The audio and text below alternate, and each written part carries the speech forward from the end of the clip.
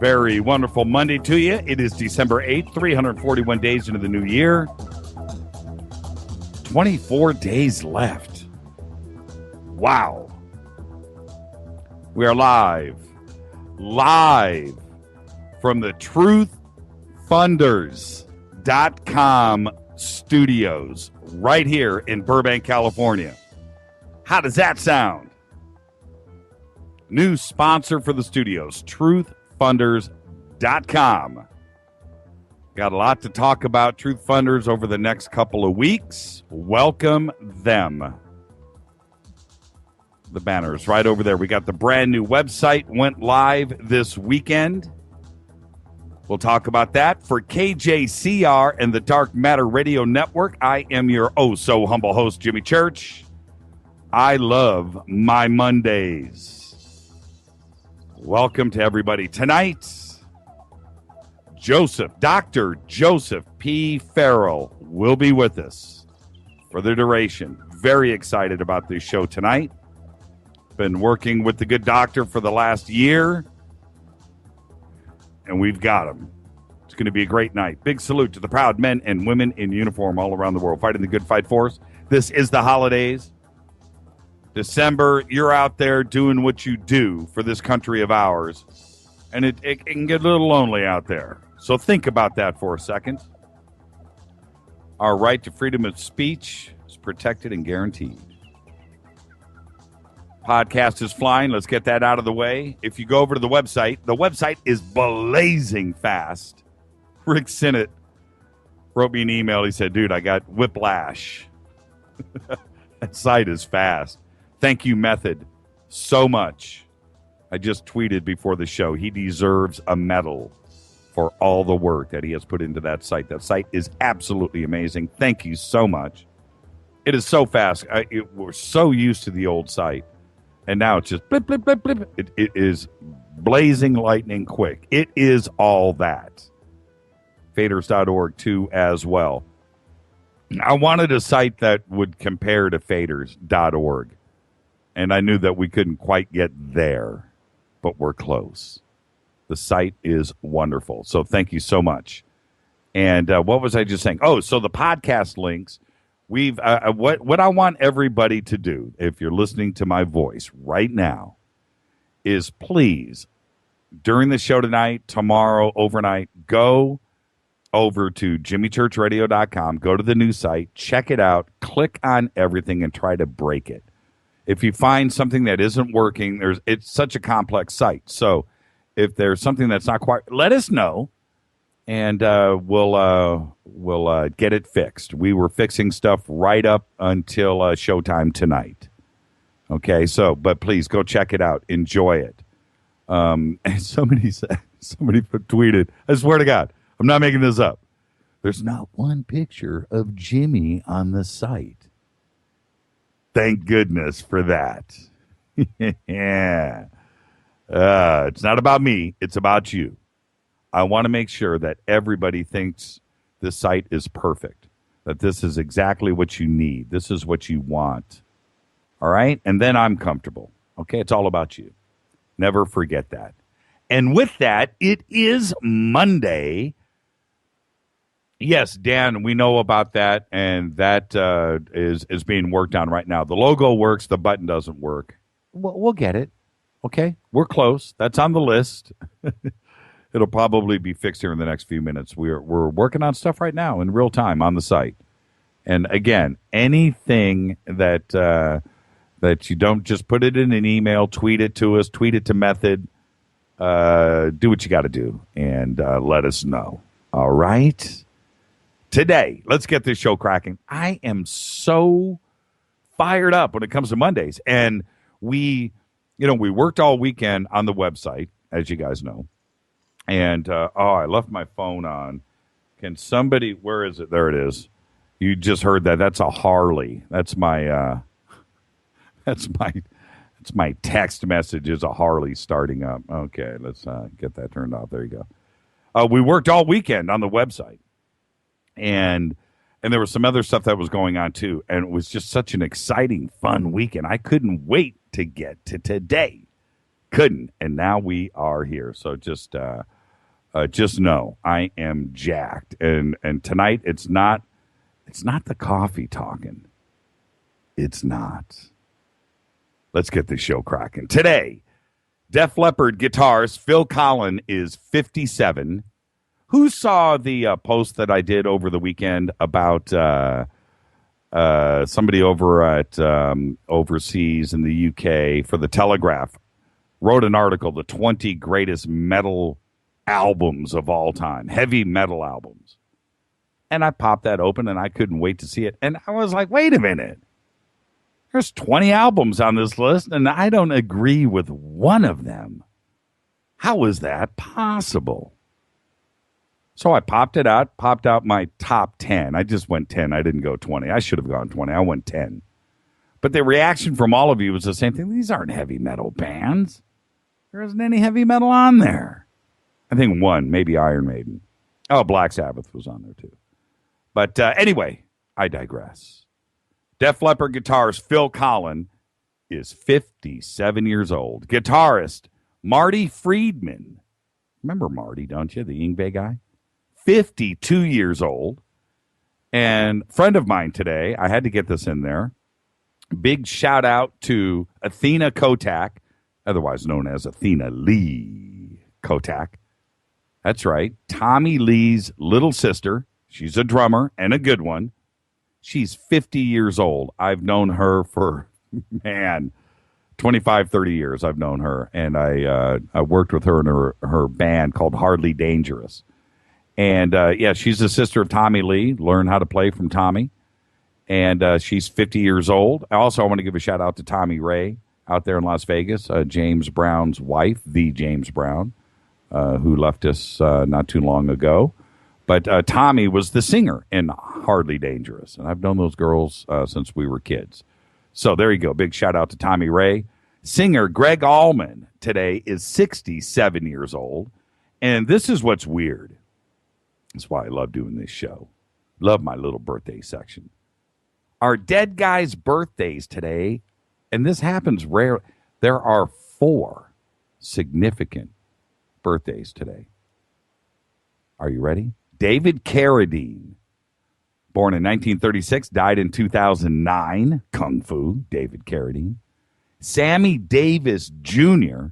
was born today. It's his birthday. Born in 1925, died in 1990.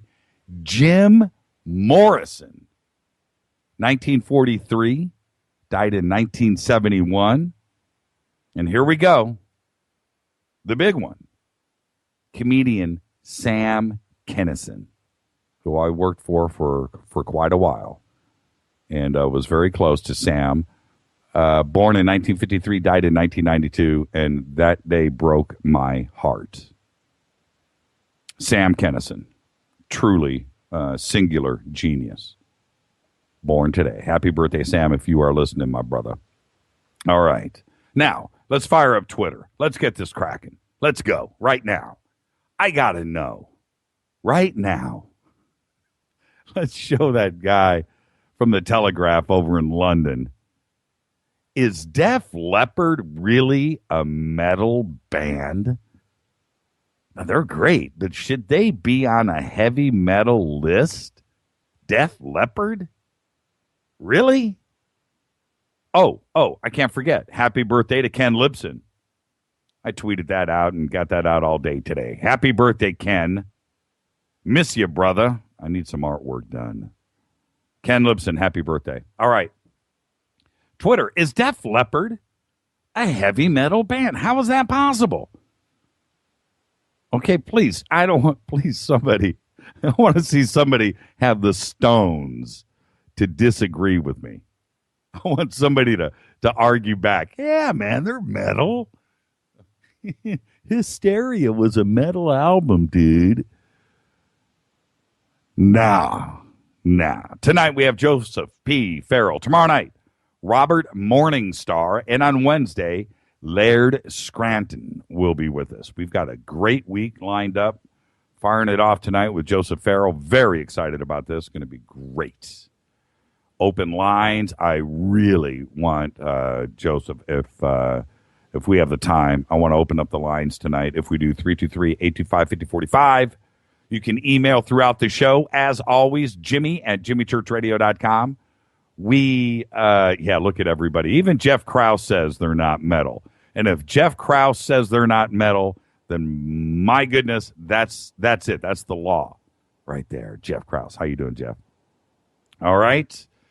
Jimmy@jimmychurchradio.com. Because we shifted all of our servers over the weekend, got a couple little hiccups that are still being ironed out with Jimmy@jimmychurchradio.com. But I think as of noon today, all of that was straightened out. So email should be live and active tonight. All right, and I'll get to that and check it during the break. TweetDeck, hashtag F2BQ. That's what you want to do. Okay, you got a question? You guys have sound? I hear nothing. That's from Stephen G. And that just came in 6 minutes ago. Everybody else says everything is fine. So, Stephen, I don't know what that is about. But he just tweeted, hashtag F2BQ.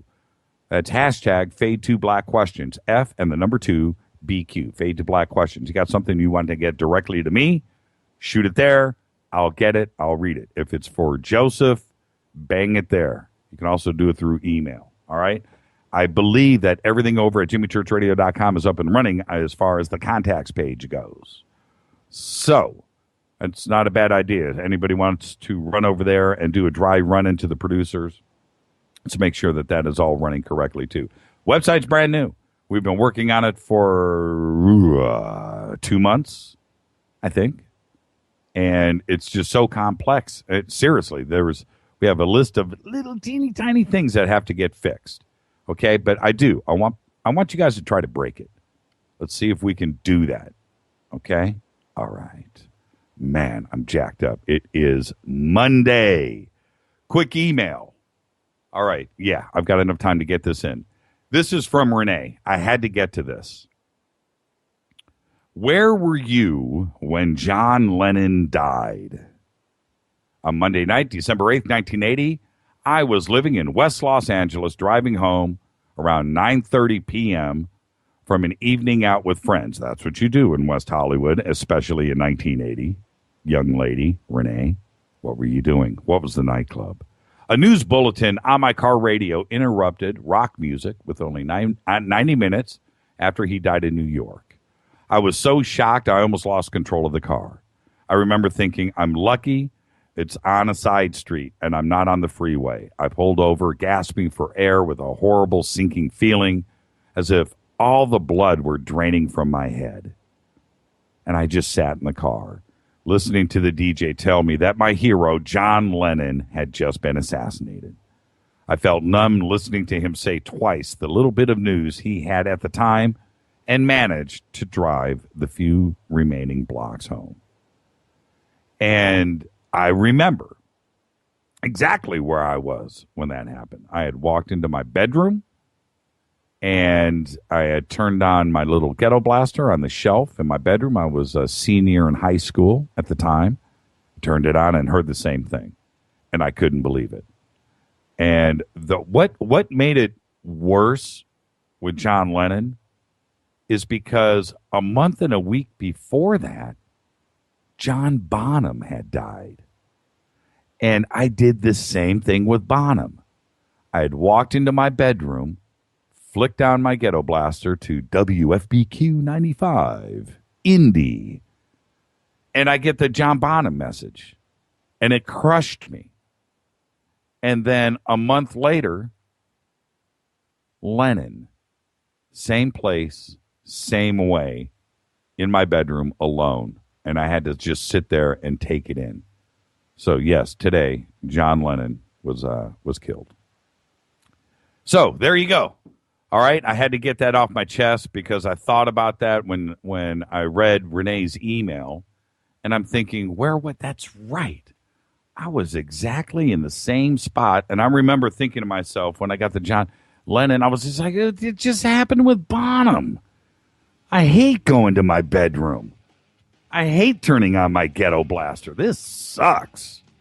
But you know what? The show must go on, folks. This is Fade to Black. It is Monday tonight. Joseph P. Farrell, I'm your host, Jimmy Church. Follow us on Twitter at JChurchRadio. Shoot me an email, jimmy@jimmychurchradio.com. This is Bespoke Radio for the masses, only on the Dark Matter Radio Network. Do not touch that mouse. I'm jacked. It's going to be a great show tonight. Stay with us, everybody.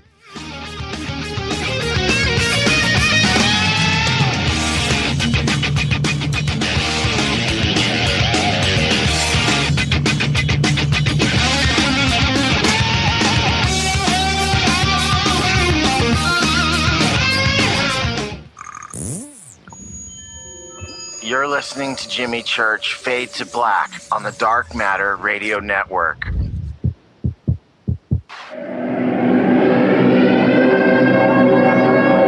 Ladies and gentlemen, girls and boys, you have tuned into the latest phenomenon in late night talk radio, Fade to Black, starring the inimitable Jimmy Church, showcasing his continuing quest in pursuit of knowledge of the strange and paranormal. Sit back, open your mind, and let's get cracking. What's up, revolutionaries? It's me, Jimmy Church. Do you have an IRS or state tax issue? Well, I did, and I called national tax experts.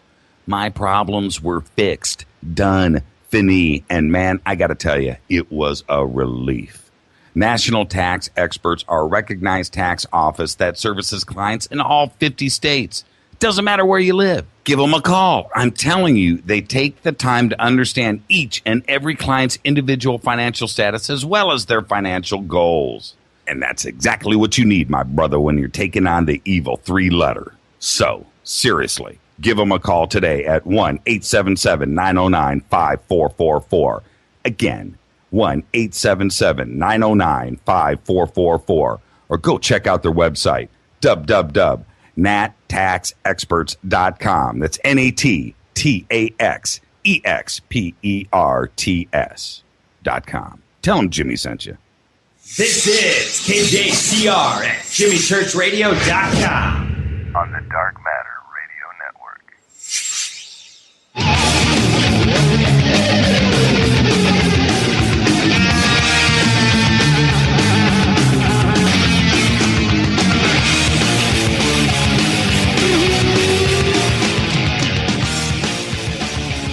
Bill Wellplay just tweeted, Hysteria, awesome heavy metal album, one of the best all time. Wow. Hey, one of the best albums of all time, no doubt. Heavy metal? Really? I don't know.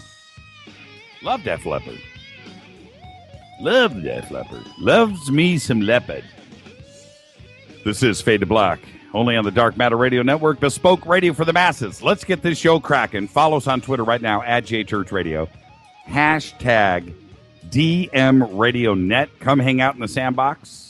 It's going to be a great night tonight. Joseph P. Farrell will be joining us at the bottom of the hour. Right now, let's get to some headlines that you just may not know anything about. Nick Pope, our good friend, Nick Pope on UFO Digest about a month ago wrote an article. You can go check it out. It's called UFOs, A Smoking Gun at Last. Now, I talked to John Burroughs today for about 2 hours on the phone. I'm sure John is listening right now. And I talked to him today for a couple hours, and we talked about this article, and I went back and reread it, and he's right. And Nick is right. There's something curious that Project Condign over in the UK, with their final report, wrote back in May 2006. And Nick Pope says, bear in mind that unlike the various MJ-12 documents, the provenance of this report isn't disputed. You can even read it on the UK government's own website. But listen to this quote, and this is directly from the report. Listen to this. This is about Rendlesham.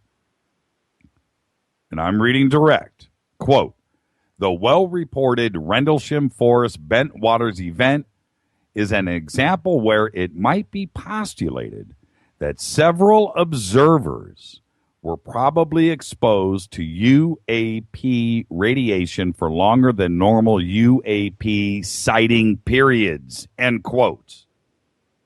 What is UAP? UAP is unidentified aerial phenomena. That's what the UK government calls UFOs, UAPs, unidentified aerial phenomena.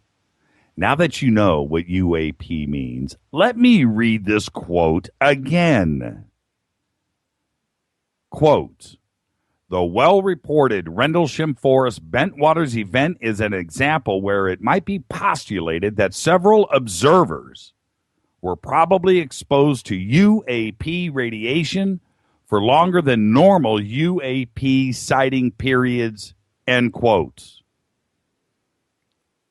That, my friends, is about as close as you're going to get to a smoking gun. It's one step short of an ET craft being found in a warehouse somewhere. That is frightening. More on this as it develops.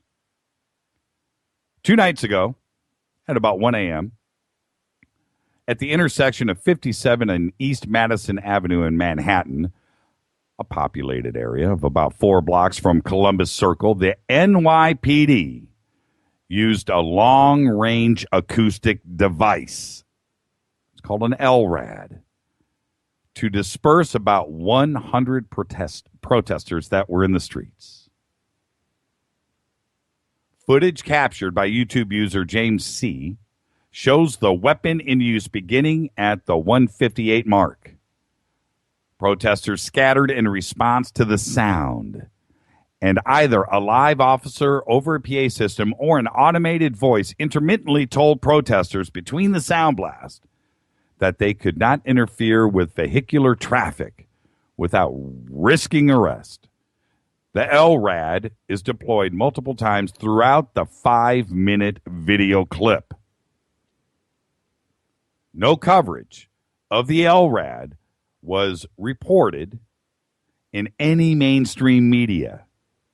Earlier in the night, at about 11 p.m., CNN correspondent Brooke Baldwin praised the behavior of the protesters and the NYPD's response to the protests, remarking live on television, "This is exactly how it's supposed to be," end quote. Yep. Yeah, and is this using some kind of technology like this, acoustic beams, at protesters? Is it cool? Is it better than rubber bullets? Is it better than tear gas? I know this much.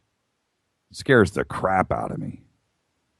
On Friday, December 5th, that's right, NASA launched Orion, the multi-purpose crew vehicle, and made it back. Made 2 looping orbits around the planet, splashed down out here, Baja California in the Pacific Ocean, completing what looks like a nearly flawless mission. I watched the video of the launch, and I gotta say, it just looks archaic. I'm not sure if we're making something feels weird. I don't know if we're taking a step forward or a step back. To me, I just want the space shuttle, man. Bring it back. What was so wrong with that? I mean, that was so cool. We were the only one. Anybody can fire up a rocket. Anybody can do that. And what country hasn't? Everybody's shooting men to the moon right now. Who cares? I mean, please. Everybody's got a rocket program.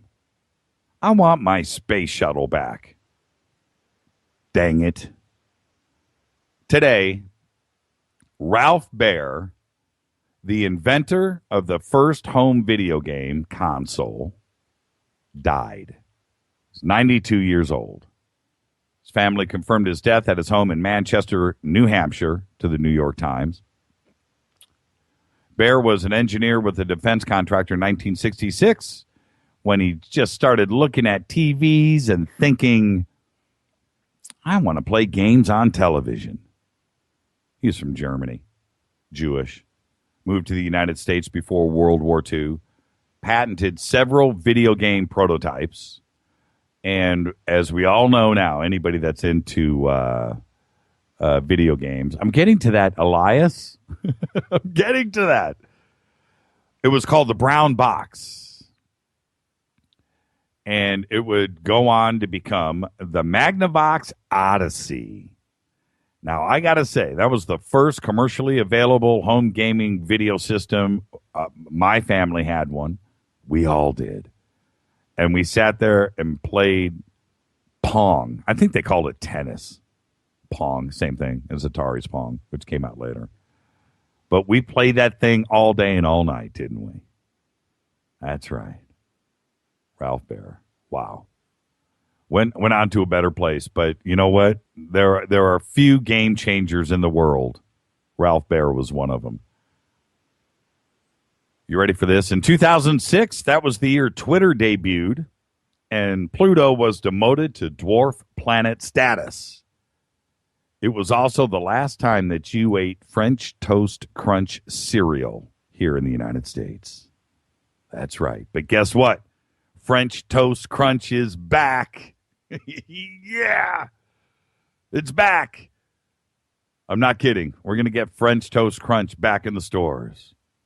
It is a good month.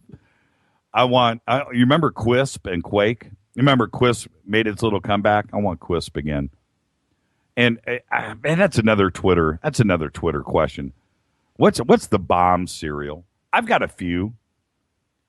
Captain Crunch, Peanut Butter Crunch. Yeah, right? Lucky Charms. Yeah. Yep. But I like my French Toast Crunch. Miss it. Cinnamon Toast Crunch is right there, though. That's like top 3. That's top 3. Could be top 4. Transport authorities in New Delhi have cracked down on Uber after a woman accused one of its drivers of rape. That's right. Now, they are banned in New Delhi indefinitely. Uber's a freaky thing. Yeah, Crunch Berries. I'm with you, Bob. I'm with you. Cheerios still rules. Yep. French Toast Crunch on ice cream? Letty Trumbauer. I got to go there. Uber just doesn't feel right to me. And I had a production company a couple of months ago send me some cars to drive me to do some filming and on location. And it was Uber. And I got to tell you, man, I was a little uncomfortable with what was going on. You know, I'm not saying I want a stretch limousine. I'm just saying I want a guy that looks like he's had his license for a little bit, that there's some background. It just felt a little weird. Putting your life in somebody's hands that, you know, anybody, it seems, I don't know. I'm not a taxi driver. I'm not an Uber driver. I'm not an any driver. But can anybody just go and drive for Uber? You know what I mean? Felon? I don't know. It just feels weird. Uber doesn't feel quite right. $18 billion company already? It's just something just feels a little dirty. This is Fade to Black. You guys ready? Are you guys ready? I am. I love Mondays. I'm your host, Jimmy Church. This is Fade to Black, bespoke radio for the masses. Let's get this show cracking. Let's get this out of the way. When I come back, Joseph P. Farrell will be joining us right here. We are only on the Dark Matter Radio Network. I'll be back right after this. Stay with us.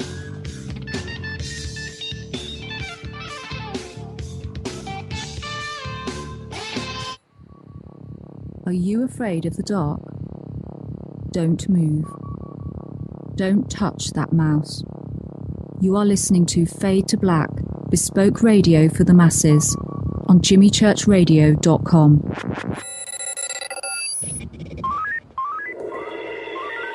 Way out here, we listen to Jimmy Church on the Dark Matter Radio Network. Dark matter. Dark matter, dark matter, dark matter, dark matter. You're listening to Fade to Black on the Dark Matter Radio Network.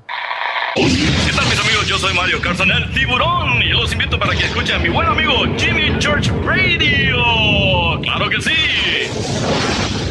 Oi, I'm Reese Evans. You're listening to Jimmy Church. This is Revolution. The revolution will not be televised. The revolution is on radio. Ciao. Yeah.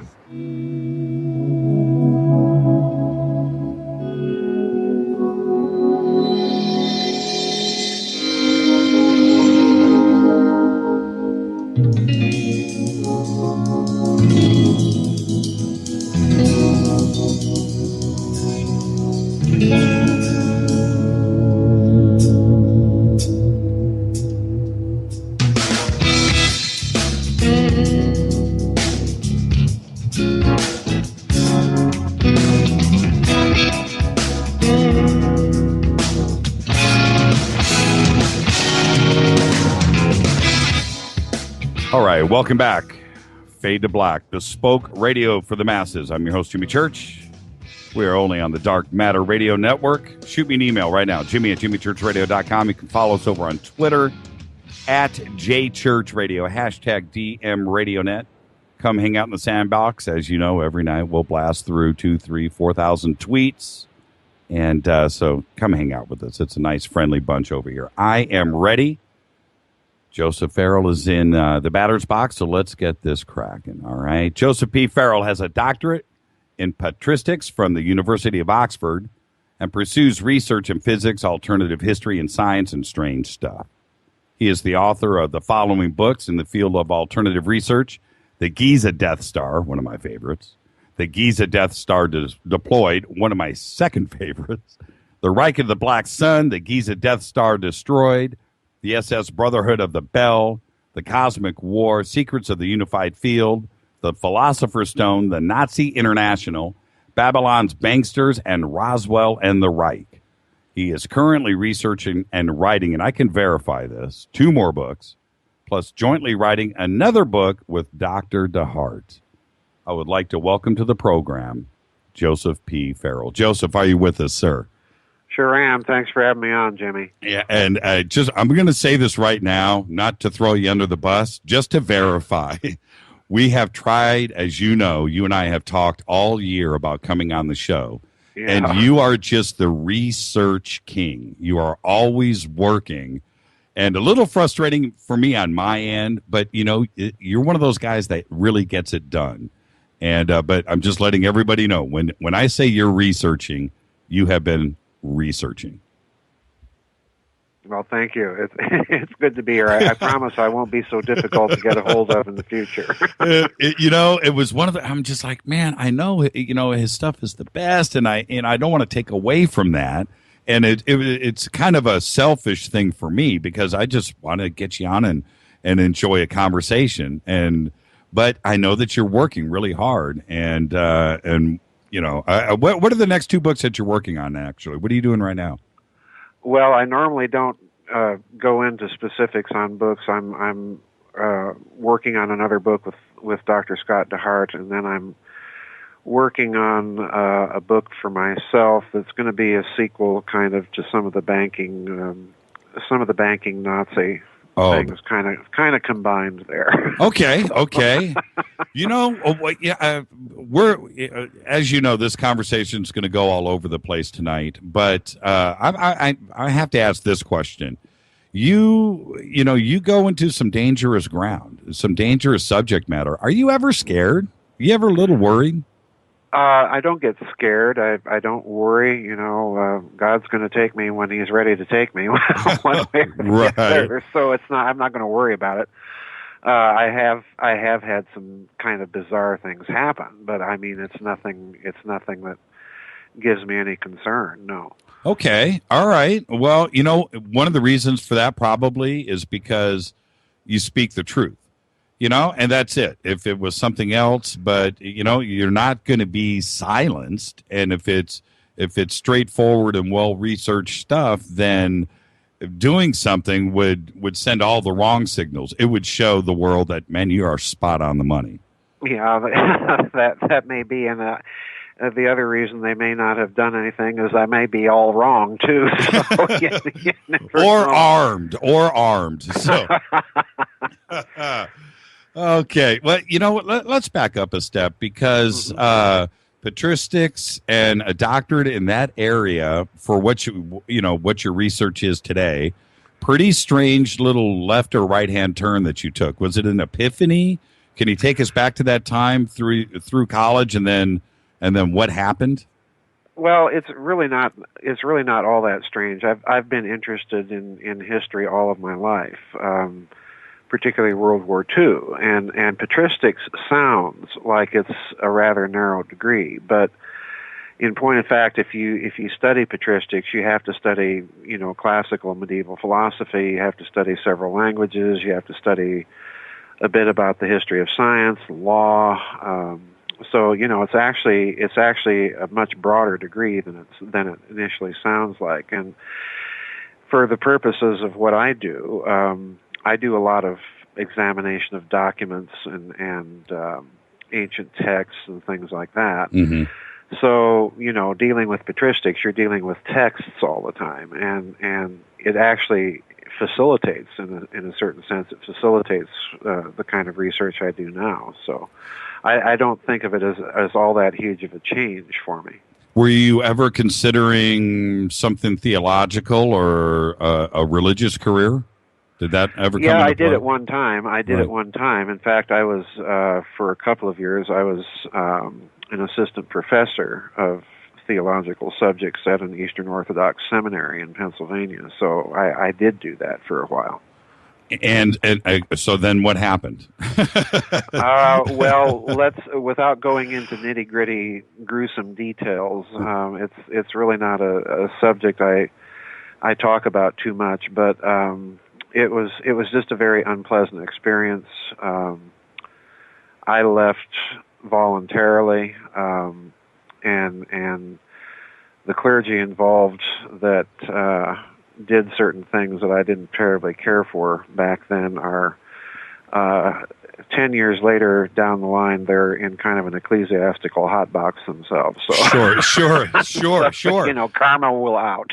and absolutely. And so with all of that education, that must be a really, I don't want to say bullet in your gun, but it is certainly a wealth of knowledge going into your research with, ancient religions and mystic schools and some of the other stuff that you work. It must have been invaluable to have. Oh yeah, it has proven, especially when I deal with things like Hermetic philosophy or mystery schools or occult texts or alchemical texts, things like that. It's been quite invaluable for that. And what about looking back forward? Does modern religion make a lot of sense because of the research that you've done back into the mystic school? So it kind of goes both ways. Yeah, a little bit. Yeah, it cuts both ways. I tend to be kind of traditional in my religious outlook still to this day, even though I'm not affiliated with any particular religious body. Most modern religion seems to me kind of wackadoodle, so for want of a better expression. There went Twitter. Okay. There went Twitter. Yeah. Yep. But no, you're absolutely right. And myself, people always want to know, what my background is when it comes to that. I leave it. I let it go because I'm still a little unclear for myself too as well. I don't have all the answers. I'm just like everybody else. I'm always looking for the miracle. I'm always looking for something to just bust me wide open and go, okay, aha, now I get it. Well, it hasn't happened for me yet. And in the past when I was almost there, then something else pops up and makes me scratch my head and back up again, just like you were referring to back when you were in school. So I think it's just as wacky today as it probably was 2,000 years ago. Yep. With Herod and Jerusalem, Yep. So. All right. So you leave Oxford and you come back here and you started teaching, right? Right. That was your next step. And what was it Oklahoma? What? I did some college teaching as an adjunct professor at the University Center at Tulsa, right? Both for Langston University and then subsequently for the University of Oklahoma. I taught a variety of subjects. I taught medieval history, modern European history, diplomatic history, medieval philosophy, classical philosophy. I did a couple of honors seminars in philosophy. I did Russian history and British history, and one semester I had to substitute for another professor that couldn't teach his normal class, and I did a course in diplomatic history of the United States. So it was fun, but being an adjunct, which is how they treat most professors these days. That's right. The pay was very, very low, and it was half the time it was late. It was paid once a semester, which made it just awfully difficult to live on. So, but you had the title. I had the title. You had the title. You had the title. I had the title and the headaches and the politics. You mentioned one thing there really quick. Honor seminars. What was that about?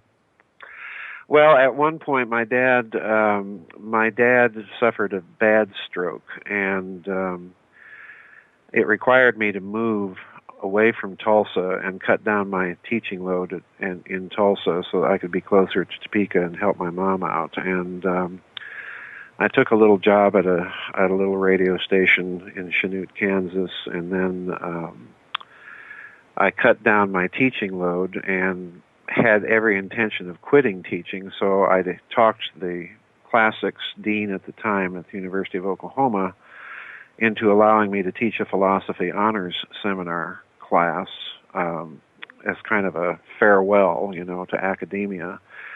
And that class was basically kind of a broad look at medieval European history from the Eastern European Orthodox point of view, which most people are not familiar with and exposed to. And that eventually proved to be kind of a popular class. There have been lecture notes and transcriptions of that class that have been circulating kind of underground and online for a number of years. But after my dad passed, I returned very briefly to teaching full-time back in Tulsa, and then we had a change of deans, and the dean that replaced the old dean that was my boss, really fine man by the name of Dr. George Henderson, he reorganized the whole department, cut out my position. So at that point, I just kind of gave up the academic world and became a casino manager. Believe it or not. Was that the epiphany? Was that the epiphany I was searching for? Well, in many ways, it was. Oh, wow. Yeah. Yeah, that's the wind out of your sails. And that was the wind out of the sails. So, right. and at this point, were you starting to accrue your fascination with all things ancient and Giza and the mystic schools? Was this starting to surface? No. That interest has always been there since childhood. I always had kind of this. I don't know how to describe it. A fascination for the, what is now qualified as the alternative research community. I was always interested in things like Atlantis and Plato's dialogues about it, and always interested in Giza and the Nazis and strange science and inventions in physics. My dad was an engineer. And he and my parents' good card-playing friends, the husband of that couple was also an engineer. So when I was a kid, when they were playing cards, they talked shop. Right. So many a conversation was had over the card playing table as I was listening as a little boy. My dad and this engineer would talk about the Great Pyramid and how none of it made much sense from an Egyptological point of view, and so I was always kind of exposed to that sort of stuff. It's so funny that you said that, because my mom and her friends would do the same thing. When I was a little kid in the 60s, they would, play pinochle and bridge and stuff in the dining room, and us kids were, forced to watch TV and play. but I would listen to my mom and Aunt Z argue about Edgar Casey and the Sphinx all night long. You know, it's just, and I was just always had one ear trained to the dining room. And, you know, I'm 8 years old. Who's this Edgar Casey guy? Wow. Okay. But yeah, the same thing, and it's strange how you're influenced at a young age, and you can't let it go. Why didn't you try to pursue teaching some alternative fringe stuff in college? Well, as an adjunct professor, you know, your job is always dependent on how many students sign up for your courses. That's right. So you're always in the position you don't want to rock the boat. You know, if you're a tenured professor, it's a different matter. You can get things or sneak things in. And I'm not saying that I didn't do that occasionally in my classes, you know, just toss something out and hope that students would pick up on it and go out and research it on their own. But you're always hesitant to try and stick your neck out too far when, you know, your livelihood and rent payments and food payments and everything else are dependent. So I minded my P's and Q's very carefully. Although that said, once I had begun teaching for the University of Oklahoma, one of the courses that I taught was team taught with a professor from the University of Tulsa, a professor of biology. And she and I got along just really well. We worked well together, and we handled the interdisciplinary seminar in this particular course of studies at the University of Oklahoma. And she had an interest, believe it or not, in kind of strange things and alternative history and stuff like that. And to make a long story short, over lunch one day during our break, we were talking about the pyramid, the Great Pyramid, and so on, and I was outlining my radical, wild, and crazy weapon hypothesis, and she says, "Oh, you've got to present that to the class." Right on.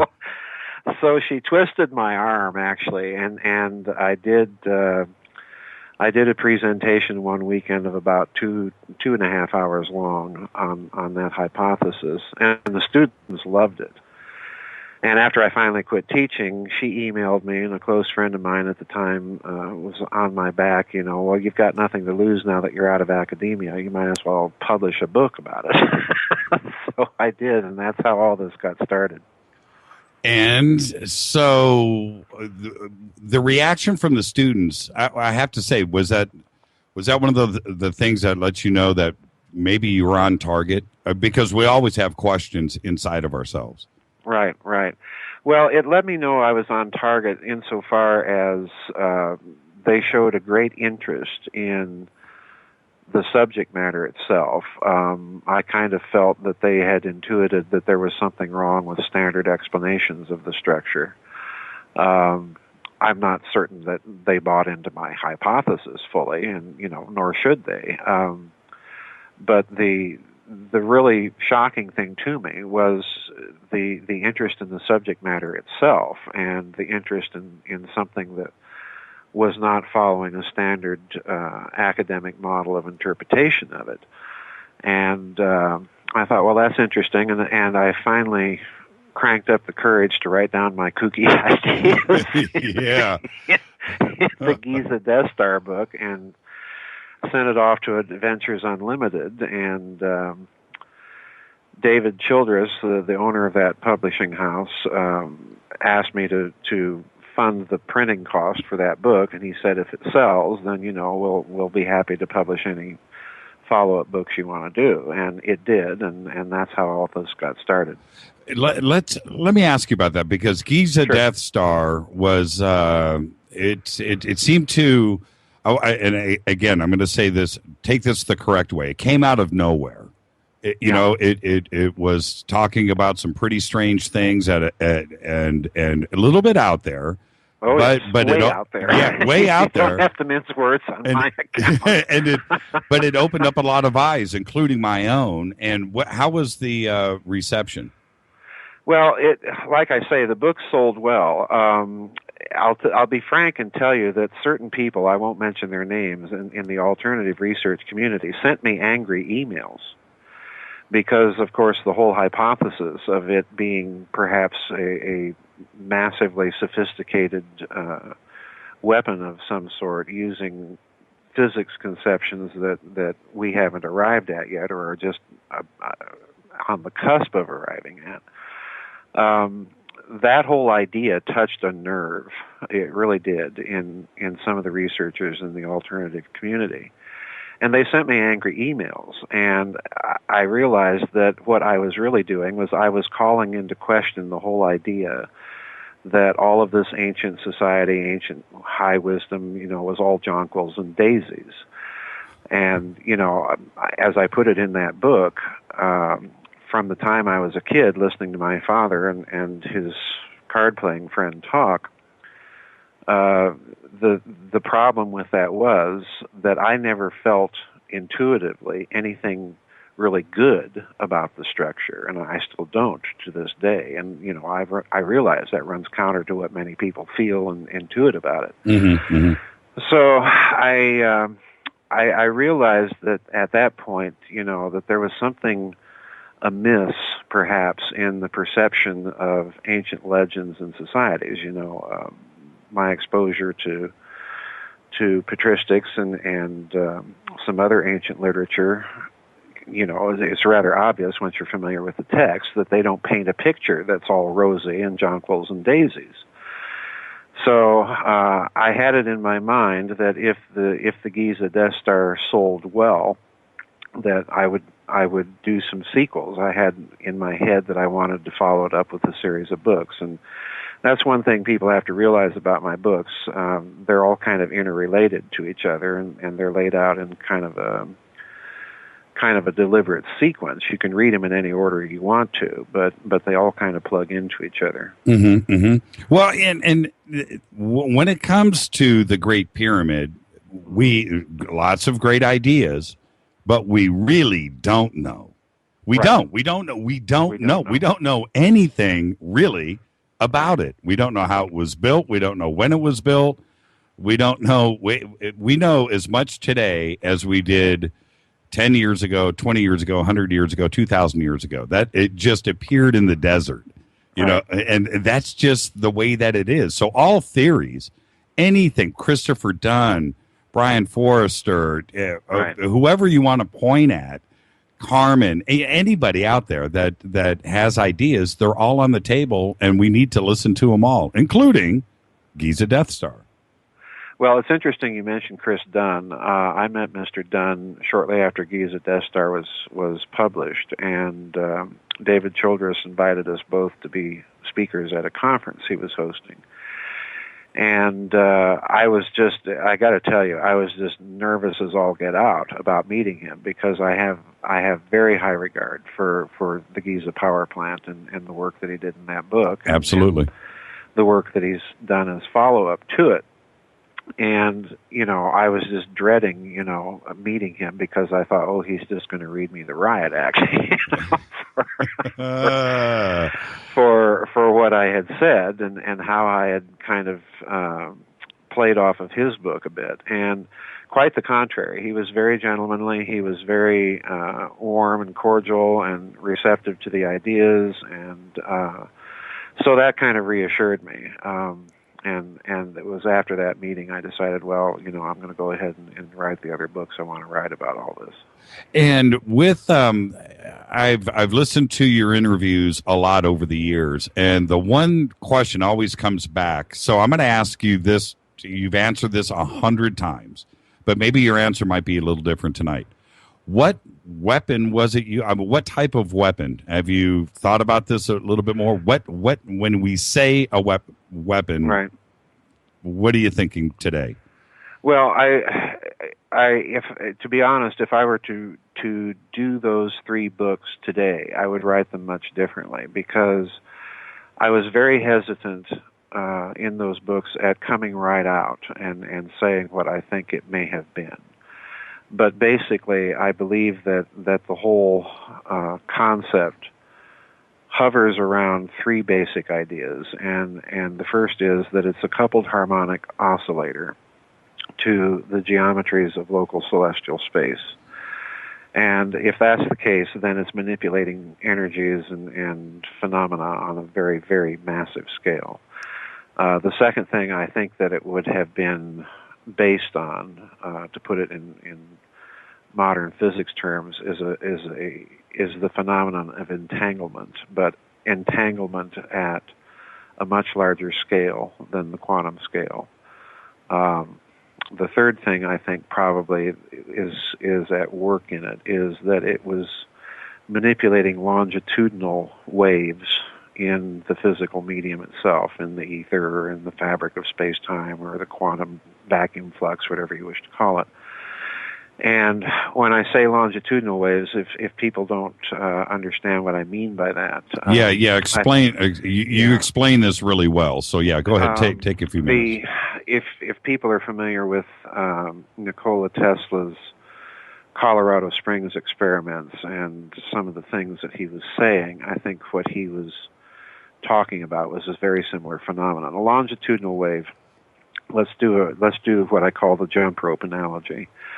The electromagnetic energy that people think of when they think of radio waves or radar or microwaves or what have you, it's a Hertz wave. So you can envision what a Hertz wave does by taking a jump rope and suspending it between two people, and one person jerks the wave up and down, and you'll get a typical S wave or sine wave that travels from the person jerking it to the other person. Now, in that kind of wave, what's very obvious is that very little energy is transmitted to the person at the other end. Most of the energy is lost in the jerking motion itself, the transverse motion. Now, a longitudinal wave is a pressure wave like sound. It's a wave of rarefaction and compression. So to understand what a longitudinal, if you can think of it this way, think of it as kind of an electrical acoustic wave. So you suspend a ruler between two people and have the person at one end pulse the ruler, and all that energy is transmitted to the other person at the moment of the pulse itself. So you're making certain assumptions, obviously, about the physical medium there that may or may not be true. Is the physical medium a non-compressible medium, and so on and so forth? And that debate's been going on for a long time. But that's the basic difference between a Hertz wave and a longitudinal wave. And I think that the pyramid, the indicators to me that I kind of looked at in those three books, the indicators to me are it's doing one or possibly some combination of all three things that would have made it work. So in other words, it's not a weapon like a gun. It's not something that you point and aim. It's more like a weapon like holding keys of the piano down silently and then striking another key, and you'll hear the harmonic overtone vibrating sympathetically. So you kind of dial it up and tune it in rather than point and aim. Do you think it would ever be possible to get that thing fired up again? No. I talk about that in a brief way at the end of the Giza Death Star, but I talk about it in a major way in another book in the series called The Cosmic War. And I take off from Chris Dunn here. Chris Dunn has that diagram in the Giza power plant where he outlines his hypothesis that he thinks the Grand Gallery was filled with Helmholtz resonators that at some point, for whatever reason, were removed from the structure. And he thinks that there are other things removed. And interestingly enough, Zecharia Sitchin, in his Wars of Gods and Men, looks at texts and comes to the same conclusion. And I look at other texts in the Cosmic War and come to very similar conclusions, that there are components of the structure that were deliberately removed, some of them destroyed, some of them hidden. So in other words, what you're looking at Giza with the Great Pyramid is the shell of a machine. It would only be partially functional, in other words.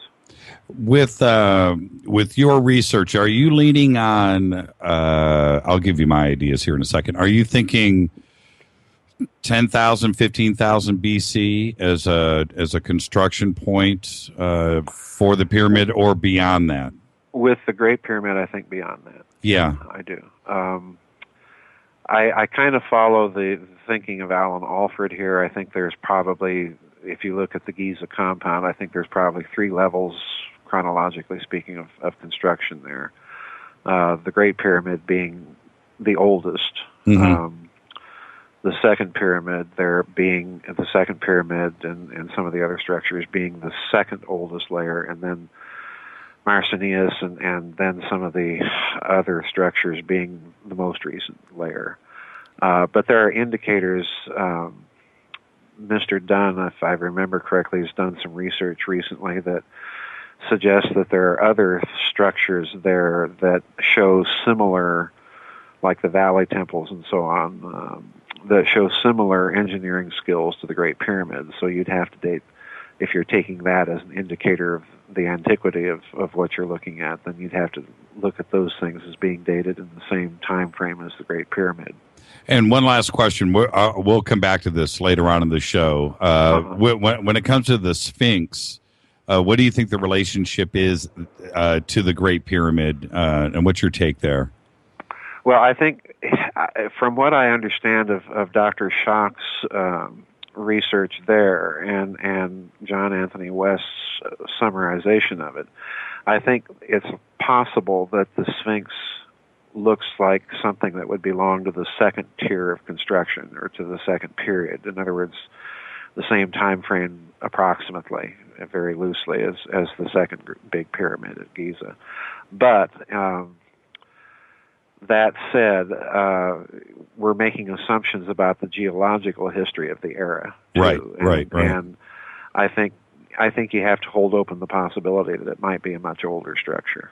Do you think the two worked together in any way? You needed one for the other to operate?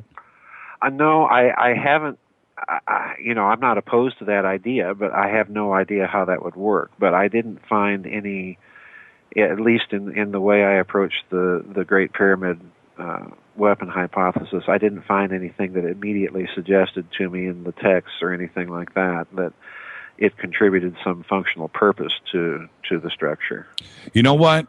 Okay, let me get this out of the way. This is Fade to Black on the Dark Matter Radio Network. I'm your host, Jimmy Church. We are talking with Joseph P. Farrell. You can shoot me an email to jimmy@jimmychurchradio.com. You can also follow us on Twitter right now @jchurchradio, where I've got an imposter tonight that just popped in. Dr. Farrell, how cool is that? You've arrived if you've got an imposter. We'll take a hard break in a half hour. How's that? And then I want to stay on this for a second. Sure. When in the Cosmic War, you tie in, and I think it's one of the I've listened to so many interviews with you discussing this, and I'm so excited that I actually get to sit down and talk to you about it one-on-one. You tie in the possibility of the Giza pyramids with the possibility of an intersolar system war here amongst the planets. Right. And how did you get to that point? Because it's you can draw the parallels and the connections very easily the way that you put it together. But where did this start? Where did it come from? Well, for me, it came from looking at some Mesopotamian texts, and in the Cosmic War, I derive a kind of a formula, because when you look at those texts, what they do is they have how to put it, a multi-textured constellation of relationships. You always see references to the gods being spoken in terms of mountains. Mountains is another word for pyramids. And then you have clear indications in some Mesopotamian texts that these gods are fighting over mountains. In other words, they're fighting over pyramids, and in point of fact, they're fighting with them. And then the final little clue is that you also have to remember that the gods' names also stand for planets in many cases. So you've got a very unusual constellation of relationships. You've got pyramids, mountains, planets, gods. Mm-hmm. And once you put it in that context and then start reading the texts from what I call a kind of paleophysics point of view, in other words, they're trying to describe in the language available to them technologies that seem magical. So it looks to me, taking these things seriously for a moment, that they're describing a cosmic war. They're describing an interplanetary war of some sort that's being fought with some pretty horrific weapons. Right. And that's basically how I came to that conclusion. Was it just one set of text, or was it different civilizations too as well, referencing the same thing? Different civilizations. In that particular book, I talk about the Edfu temple texts. I talk about some Ugaritic texts. I talk about the Epic of Ninurta, which, the odd thing about the Epic of Ninurta, and I put the whole thing in the Cosmic War just to make people sit down and actually read this, because I defy anybody to explain how this constitutes an epic. It's like reading the index to the Sears catalog. Right. Totally. It's about that exciting. I mean, well, it depends on who's reading it, because for me, it's exactly. right there. It's a page turner. So yeah, exactly. What you have in that text is essentially an inventory of basically the technologies of the losers in this war, and it's being inventoried, and they're telling you what they're going to do with all this stuff. And it's interesting because, I draw the analogy many times to World War I after the German capitulation. Well, what did the Allies do? Well, you can't build these things, you can't build those things, you can have only a really tiny army. And we're going to send inspectors in to make darn sure you don't, Right, and it didn't work. And it didn't work too well, no. Oh, man. But you see the same thing going on here in this text. They're taking an inventory of the technologies of the vanquished, and they're carting off some of the technologies to be used elsewhere. They're destroying some others, and then there's a very peculiar class of things that cannot be destroyed, so they simply hide them. so it's a strange mix. And also, what the asteroid belt that is out there is I know you referenced this. So is that the end result? Was that the end of the Cosmic War? Yeah, I think I rely a lot on the work of Dr. Tom Van Flandern, late Dr. Tom Van Flandern, and his exploded planet hypothesis. And basically all he did was he revived the hypothesis of late 18th, early 19th century astronomers that concluded, well, the asteroid is a blown-up planet that should have been there by our astronomical laws. And he kind of revived and updated that hypothesis. So, I think given the text, given some of his arguments, it dovetails rather nicely. And what? Let's put a timeline on that. When, as far as history goes, the Cosmic War and the losing of a planet that was out there, which is constantly talked about in ancient texts too, as well. Right. What timeline are we putting on this? Well, this is where it gets difficult. This is an important subject to talk about because, on the one hand, if you start taking these ancient texts at their word, you would have to contend first of all with the Sumerian kings list, and when you look at that, it dates the beginning of civilization to about 240,000 years ago. Mm-hmm. If you look at the geological and astronomical evidence, the first thing you have to look at is what Dr. Van Flandern did with his exploding planet hypothesis. He came to the conclusion that an exploding planet would explain the wild, crazy elliptical orbits of comets. And so he ran a computer program of the orbits of comets, tracing them back to a point of origin within the asteroid belt that fell at about 65 million years ago, and another possible point of concurrence about 3.2 million years ago. So just as a matter of expedience, because I make no attempt in the cosmic war, and people have to understand this, I make no attempt to try to reconcile the chronological part of this. I'm simply painting in very, very broad strokes. But I went for the 3.2 million year date because it would seem to be much more easily or readily encompassed in a macro history of human prehistory, rather than that 65 million year date. So in other words, you've got a huge gap of history that you've got to fill in. So let's make the gap smaller. Right. Exactly. Well, and it's kind of strange how they just tie into all of the major seminal events here on Earth. Right. And Mars falls into that category too immediately. Right. Well, there's another chronological difficulty. If you look at the work of Dr. Mark Carlotto that assisted Mr. Hoagland for a number of years, he comes up with dates, if I remember correctly, and please don't cite my faulty memory here, but if I remember correctly, he comes up with dates between about 650,000 to 150,000 years ago. So those are much more in line with the ancient text aspect of the data set. The problem is you've got astronomical data, you've got geological data on Mars, you've got geological data on Earth, and that's one data set that's indicating that this catastrophe occurred quite some time ago. And then on the other hand, you've got the textual data set. That's right.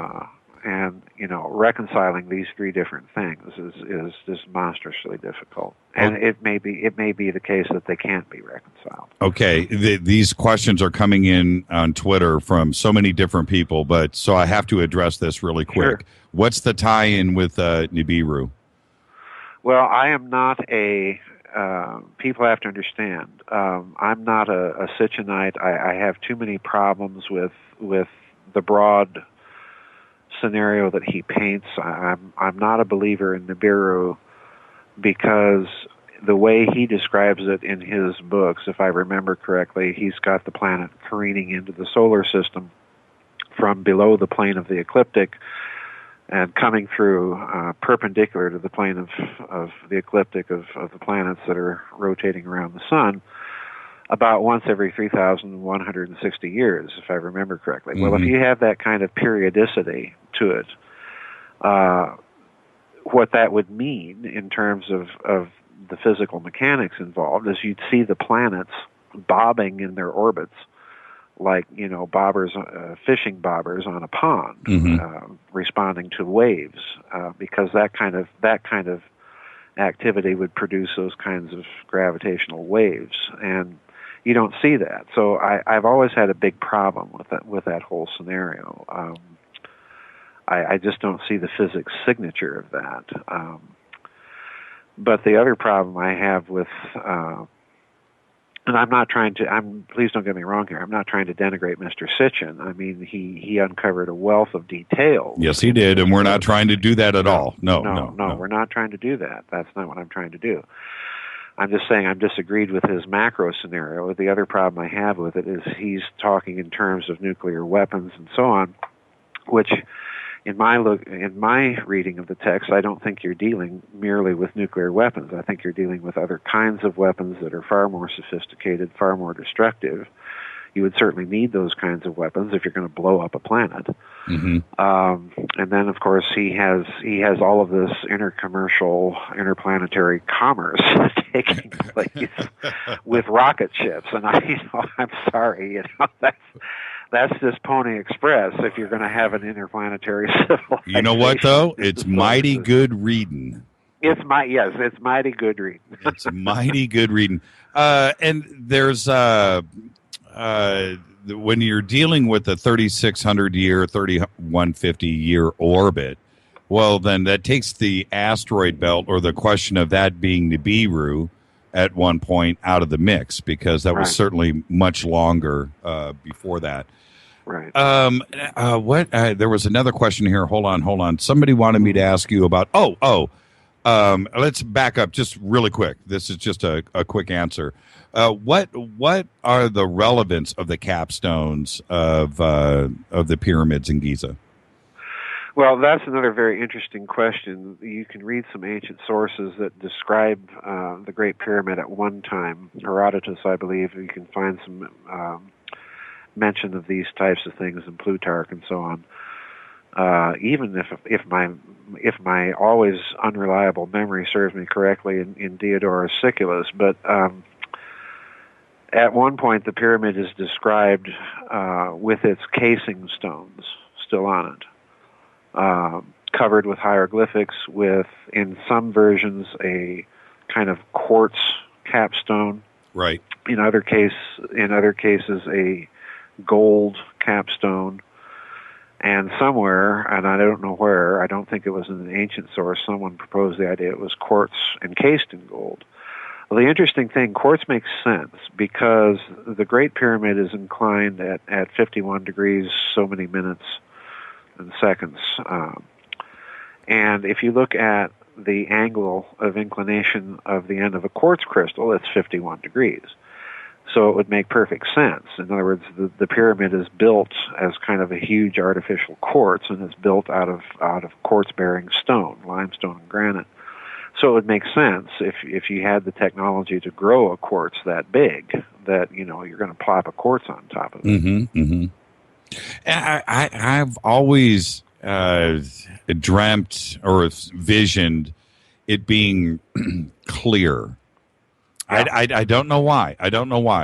Crystalline, clear, maybe glass-like too as well. And I've always envisioned that. I don't know if it has to do with the Luxor in Vegas. Well, it's interesting that you say that, because Herodotus, I think it was, describes seeing the pyramid back in the day that it had its casing stone still on it. And he describes it as being as bright as the sun and visible from a tremendous distance away. So, if there was a quartz capstone on top, I can see it being clear and quite bright. Yeah, I don't know where it comes from, but I don't see in my mind's eye, I don't see it being gold. I don't know what that would do unless we're thinking more like antenna. Some type of electrical thing, but I don't know. I just see it as being clear, and Herodotus said it right. And when he describes it, and I've read it so many times about being able to see it from such a great distance, and it was as bright as the sun, I just always refer back to the possibility of it being clear, some type of giant crystal on the top of the Great Pyramid. Right. Well, we have to remember that the Great Pyramid is a crystal. Yeah, it is. It is. It's a gigantic, huge artificial crystal. Let's do that. Oh, you know what? We'll take the hard break in 10 minutes. I was going to change subjects at the hard break, but this is a good point to ask this. I want to move into a little bit of a more modern context, but with what the Germans were doing. Not only in Egypt, but all around the world, India, and going out there and digging up and questioning and interviewing and collecting. I don't think they were the only ones doing it, by the way. Oh, no. But no, they weren't. But why did they suddenly start this up with the Nazi Party? In other words, was there something that kick things off for them to go, we need to go and get to this ancient information, and we need to do this now? What was the catalyst behind that? Well, it's when you boil it right down to it, it's difficult to say, but I think there's several things you have to look at. Germany, from the time of Kant all the way up to modern times, Germany has been fascinated. It's just part of the German interest, the German culture has been fascinated with ancient cultures. Von Schliemann, of course, digging up Troy and things like that. Robert Koldova, finding the Hanging Gardens of Babylon. That's right. And all of that stuff. When you look at the formation of the Nazi Party, however, you have to take into account that it was kind of midwifed into existence by a bunch of these interwar occult secret societies: the Tula Gesellschaft, the Farrell Gesellschaft. Germany was honeycombed with all sorts of secret societies. So he had a definite occult, esoteric interest, always kind of percolating in the background with the Nazi Party. I mean, my word, you can look at their big party rallies in Nuremberg and just see the ritual element involved in those things. But the other thing, you have a number of German physicists that begin to notice in the interwar period, one of them being Dr. Walter Gerlach, who I mentioned in SS of Brotherhood of the Bell. Well, this man was an internationally renowned physicist. He had been the assistant to Dr. Stern, who won eventually the Nobel Prize for his work in spin polarization. Well, Gerlach was heavily involved in that experiment. Gerlach, at a certain point, commented publicly in the Frankfurter Allgemeine Zeitung newspaper in Frankfurt during the interwar period about a phenomenon that researchers in Europe and in Germany in particular were noticing with their high-voltage electrical experiments. They were experimenting with mercury plasma, and they would notice after their experiments they'd get minute little traces of gold from their experiments. So in other words, transmutation of some sort was occurring. Right. And so Gerlach, here's this internationally renowned physicist. Yeah, pretty smart guy. Very smart guy. Writes an article in the Frankfurter Allgemeine Zeitung. It's just a little kind of 2-inch column filler, And he says, well, this is kind of interesting. We ought to investigate this. And he comes right out and calls it a kind of alchemy. Mm-hmm. He uses that word. Yes, he does. The German word for alchemy is alchemy, right? Yeah, it's alchemy. Right. He said, it's a typical scientist plea. In other words, he's really saying the government ought to give us a lot of money so that we can find out what the heck is going on here. And it's interesting because that's also an indicator that you've got these very serious scientists that are looking at esoteric traditions. So along comes Heinrich Himmler, Reichsführer SS, and in 1935 he kind of begins his own personal office within the SS structure of occult investigations. And in 1940, after the war has begun, he signs a decree, and he creates probably one of the most notorious departments of the SS, called the Ahnenerbe-Dienst. And in the decree in which he sets up this department, the department was instructed to do nothing but investigate all avenues of the occult, esoteric, ancient, lore, literature, traditions, and so on, to do two things. First of all, to prove the Aryan heritage and that it was once a global civilization. But the second thing, and the more interesting thing, is he says, we're going to be investigating all of this, pardon me, for its possible use in military applications. So in other words, somewhere in the mix inside of the Third Reich, pardon me, somewhere in the mix inside the Third Reich, you had somebody coming to the conclusion that these ancient texts and traditions contained clues to a lost science and clues to a lost military technology. So this was a huge part of the impetus behind the SS doing some of these things. And what was strange, and I'm not going to belittle other countries' research, and I'm directly referring to the UK and the United States and France, and right. There was a lot of brilliant things going on at this point in the world's history. Yes. But Germany, for some reason, had a bunch of really, really, really smart guys there at the exact same time. and you combine that with their fascination with other things that we wouldn't consider around the world, the occult, psychic powers, conversations and channeling and all of this. But they were willing to accept the merging, if you will, of these two ideals. And then they had this explosion, for lack of a better term, explosion of knowledge, and they were able to apply it in so many different areas, not only with submarines and boats and planes and tanks and armaments, but obviously rocketry and other sources of power. We'll talk about the Bell here in a second too as well. A lot of things came out of this, and I don't want to belittle the rest of the world, but Germany was really laser focused on this at that time. Yeah, it really was. It really was. Part of it comes out of, dating all the way back to Frederick the Great, the founding of the Prussian Academy of Sciences, and that morphing into, of course, the Kaiser Wilhelm Institute, and the Germans being Germans, they stressed the physical sciences, chemistry, physics, and so on. So, prior to World War II, if you wanted really to study with the cutting edge in theoretical physics or experimental physics, you went over and studied in Germany. Oppenheimer studied there.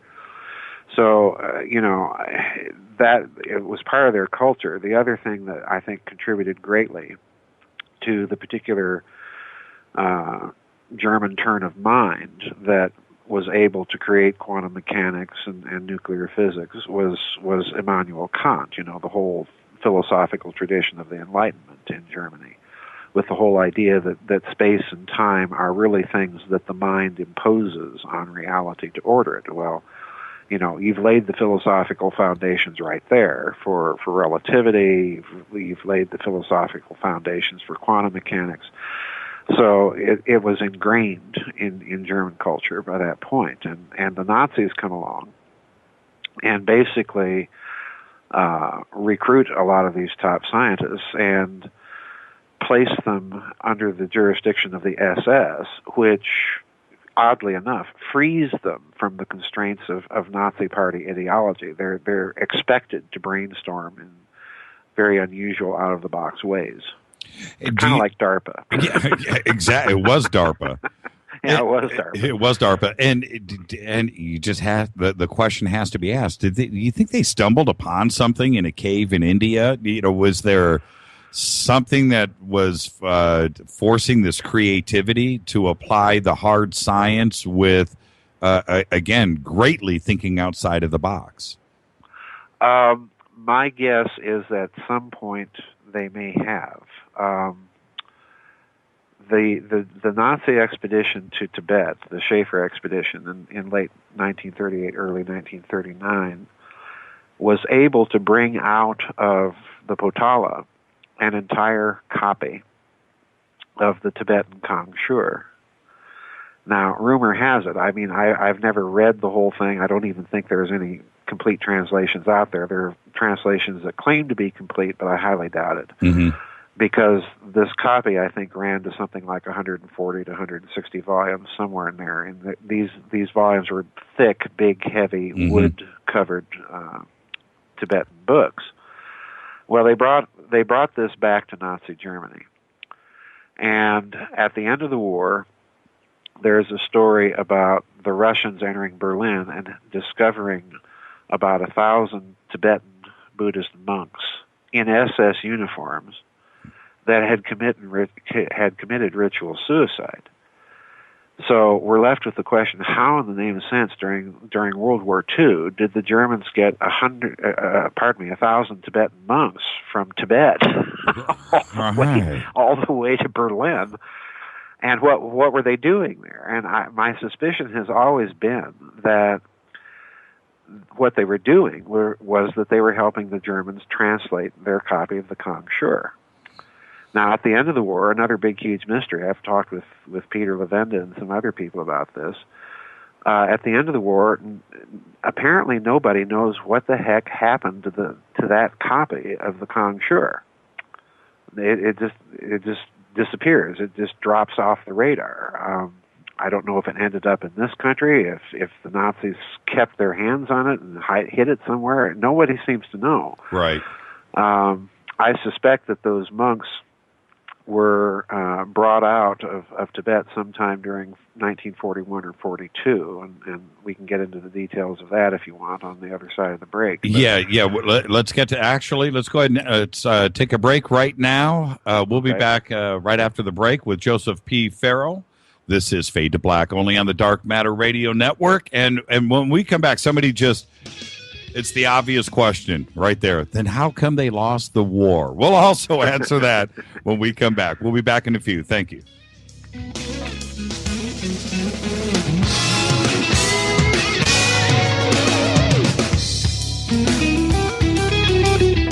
Hi everybody, this is Rob Halford, the Metal Guard on JimmyChurchRadio.com.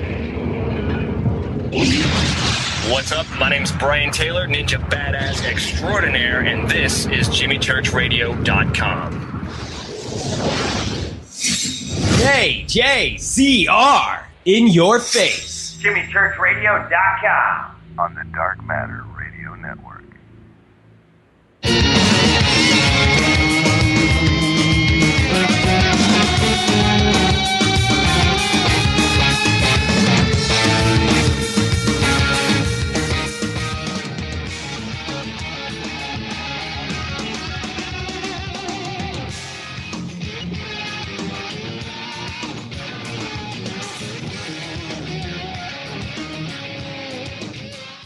Yeah. Fade to Black, only on the Dark Matter Radio Network. I'm your host, Jimmy Church.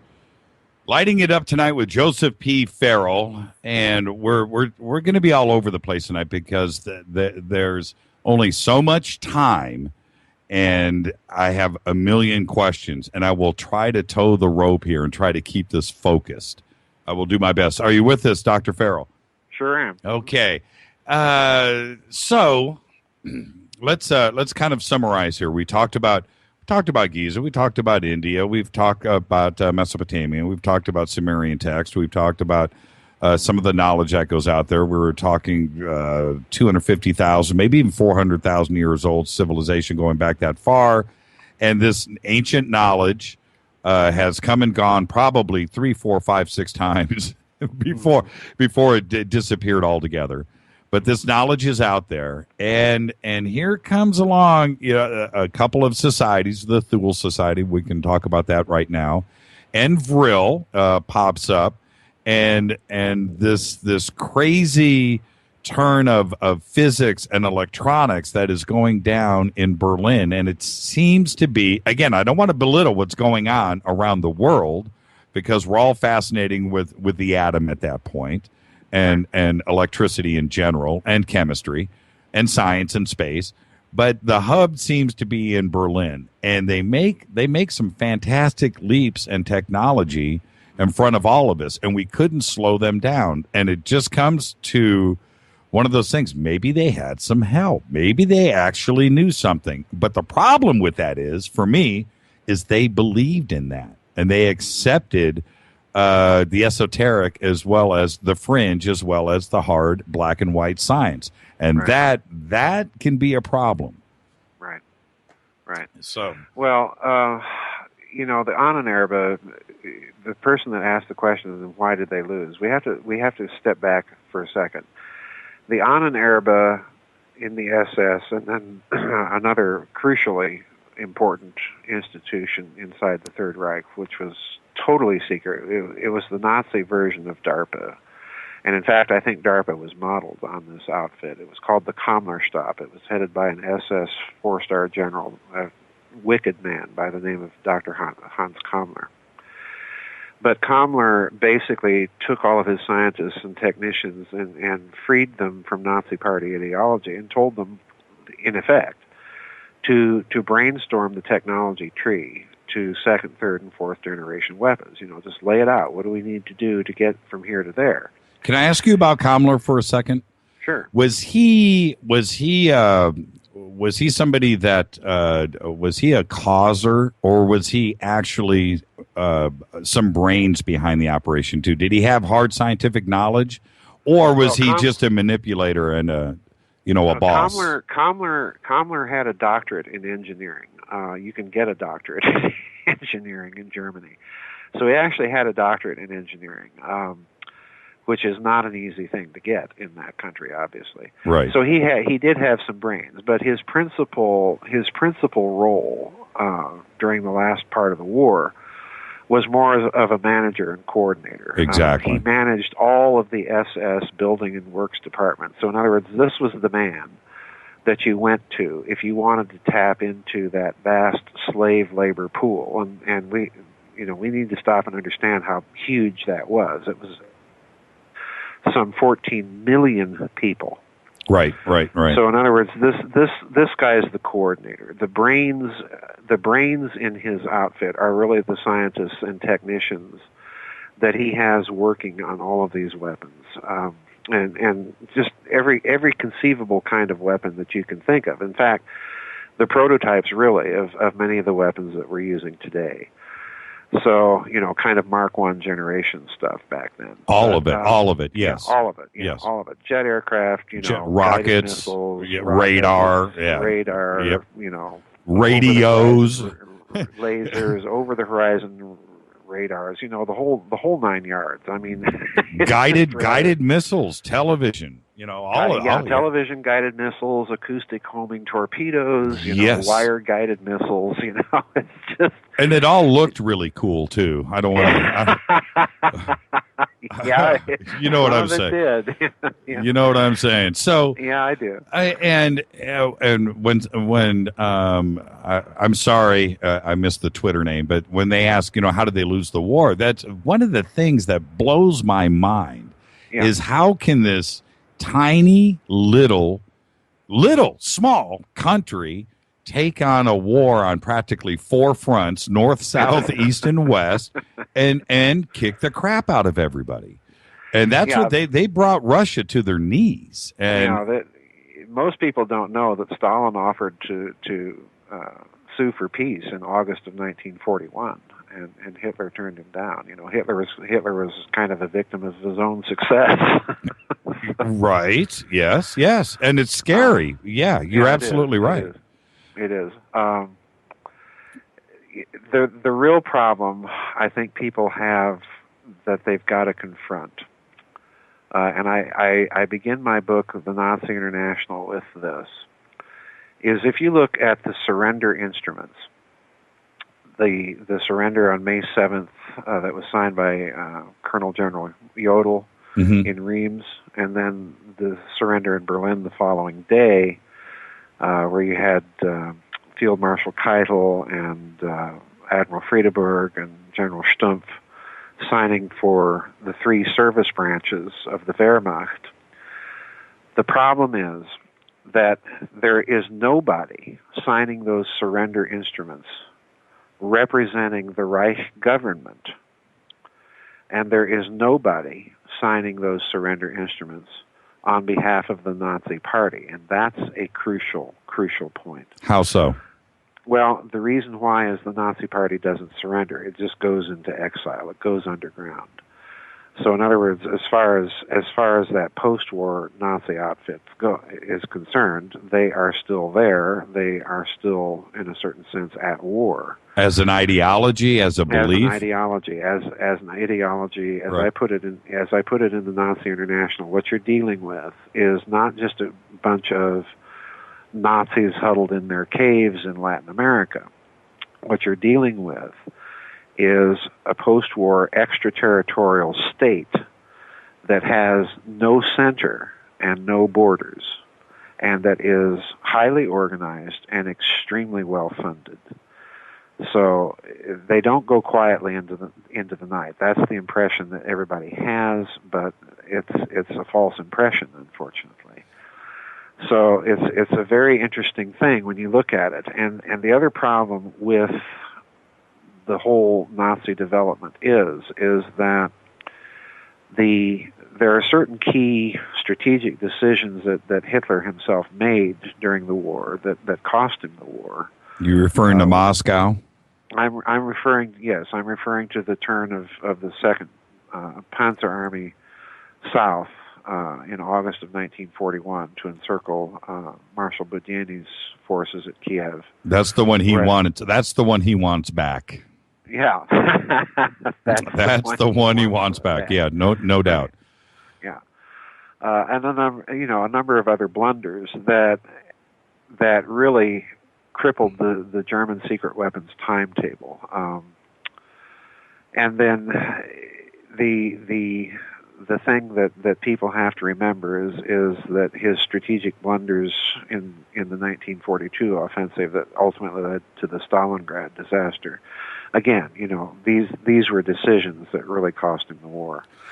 What about you may be alluding to this, but so I might actually speed this up and go right to it. What Sure. about the rumor, the possibility of using maybe some primitive nuclear weapons on some of those fronts, because it was such a large you're talking about the border with the Soviet Union and also the amount of miles going into the Soviet Union. Oh yeah. And Walter just tweeted. Walter, I'll give you credit here. He also brought up Kursk, which was a big turning point in the war too. Yes, and I've heard those rumors out there that possibly something crazy was used on the fields in Kursk. Okay, this is a really excellent question, because if you look at the gruesome statistics of World War II, fully half, if not more, than the casualties of World War II were suffered by the Russians. That's and right. inflicted by the Wehrmacht on the Russians. Now, if you look at normal military operations and numbers, in plain numbers, the German army right up to the end of the war had a 1 to 1.5 kill ratio against all combatants, which is huge, but that would not explain the just huge suffering. Tens of millions, yes, into the millions. Yes. On the Eastern Front. So I have always thought and felt that there had to have been something else going on that the Germans were doing on the Eastern Front that they were not willing to do against the Western Allies. And lo and behold, if you read Otto Skorzény's memoirs, the famous SS Colonel Commando, he, in his memoirs, talks about the fact that during the German offensive in 1941 against Moscow, the Germans were using some of their Naval-Werfer rocket artillery units to hurl essentially what he called liquid air bombs. In other words, they were fuel air bombs, folks. And if you don't know what a fuel air bomb is, it's big. It's big. It's big. Yes. It's the size of a tactical nuke. Sure. Now, if you can imagine these 6-barrel, 28-centimeter German naval hurling those at the poor Russians. Yes. Well, the Russians at one point, got so sick of this, they told the Germans via Sweden that if you kept up this, we're going to go to poison gas, and so the Germans relented for a moment. Then there were rumors that I reproduce in Reich of the Black Sun, a cable that was intercepted from the Japanese military attaché in Stockholm to Tokyo, dated in 1943, I believe it was, that told Tokyo that the Germans were using some sort of atomic weapon on the Eastern Front, and that they had used it in the Crimea, which I think probably may have been the siege of Sevastopol, when von Manstein just took every big, huge piece of artillery that he could lay his hands on in the German arsenal, and they had just these enormous field pieces, 16-inch mortars, 24-inch mortars, a 31-inch railway gun, Was there ever any radiation measurements taken during the war? No, not to my knowledge. But, what the point here is that you have these rumors that the Germans were using some sort of primitive nuclear weapon on the Eastern Front. Right.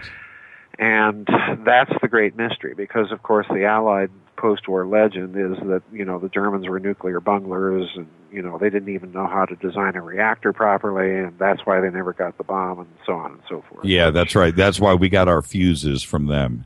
Yeah, that's why we got our fuses from them. Yeah. Let's just right. be real here for a second. Oh, man. Okay, you and I get that. The audience just might have right past him, but you understand where I was going. I understand where you're going. You want me to talk about that? Well, no, we can't. You know what? We can. Well, see, let's actually back up now. Sure. And this is a good. We kind of got ahead of ourselves. So let's back up. Let's talk about the Vril for a second, because I think this is my opinion. I think the Vril's been a little exaggerated. I do too. Oh, you do? Okay, good. Yeah, I do too. I think it's a little exaggerated. Again, good reading. It's fascinating. I remember the first time I read about the Vril, I'm like, man, you're kidding. This is the answer to everything. Okay, all right. But I think now, with all the research that I have done, and other researchers too, that the Vril is just turning out to be just a pretty good story. Yes?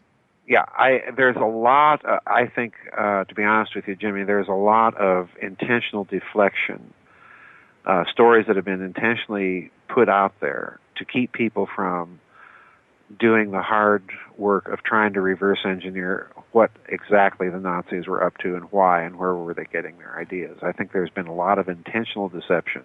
Deflection, deception. Yeah. I got exactly. you. Okay. But I think you have to look rather at the correspondence that people like Dr. Gerlach was having with some Austrian physicists by the name of Lenze and Thiering. Pardon me. And I think you have to look at certainly a key figure, as far as I'm concerned, is the Hungarian electrical engineer by the name of Gabriel Krohn, who ends up in this country working for General Electric on some pretty classified things. Yeah, one would have to ask why, but let's get to that. Yeah, let's get to that. I'll tell you why. Yeah, let's get to that. In 1935, I talk about this in my book, Secrets of the Unified Field. It's kind of an overlooked book in my series, but it's a very important one.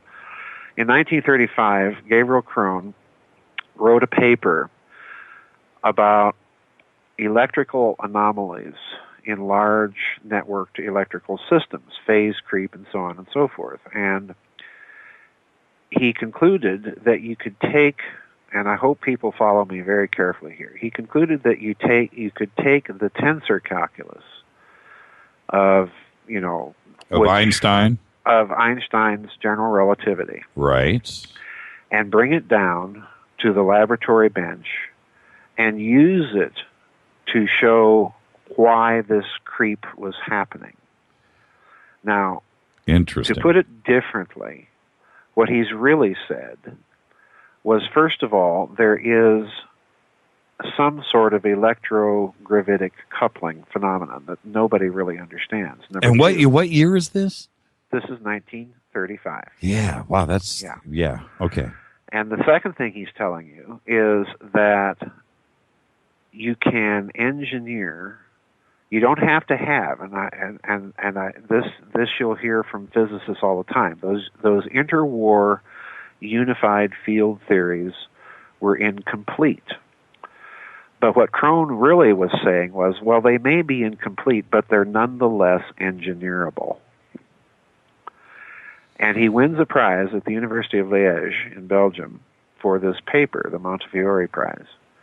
And of course, Liège being, close to the German border, at that instant, bang, at that instant, inside of Nazi Germany, publication on unified field theories in the physics journals stops.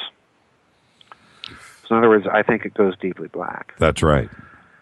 Because what he's really, in effect, telling you is that with 1935 technology, you can engineer, to a certain degree, the fabric of space-time. Everything. Yeah. That's right. That's right. That's and right. Of course, he ends up in this country working for, guess who? General Electric. So, and I think he has some hand somewhere, some hidden story or part that we don't know yet in the Philadelphia experiment. I really do, because this man was a genius. He really was. Well, and then you have to look at GE and the other corporations here and the leaps and bounds that they made. Yeah. And I'm not I don't want to say that we didn't have smart people here. Oh no, we had very smart people. We had very, very, very smart people here, but things happen. That 10-year period, 1932 to 1942, 1947, right in there, that we leapfrogged ourselves in technology. And just 10 years before 1932, you got to remember, there were still horses running around. Right. And we barely, flight was barely happening, and suddenly 10 years later, 15 years later, it's rockets and nuclear bombs, and it was a crazy leapfrog of technology for all of us. Yep. Now, back to the Vril. Okay, so the Vril, and I want you to expand on this. I've done my share of research, but the Vril that was a World War I situation. Right. And the Vril was not a Nazi party situation. The Vril had already come and gone by the time the Nazis came to power. Am I correct? Right. Well, it's another curious thing. Were they in existence or not? The fellow that broke the story about the Vril Society was the German rocket scientist Willy Lai, who left Nazi Germany. He was disgusted with the Nazis, so he emigrated to this country. So he was actually the first German rocket scientist in this country, and he's the one that told the story about the Vril Society.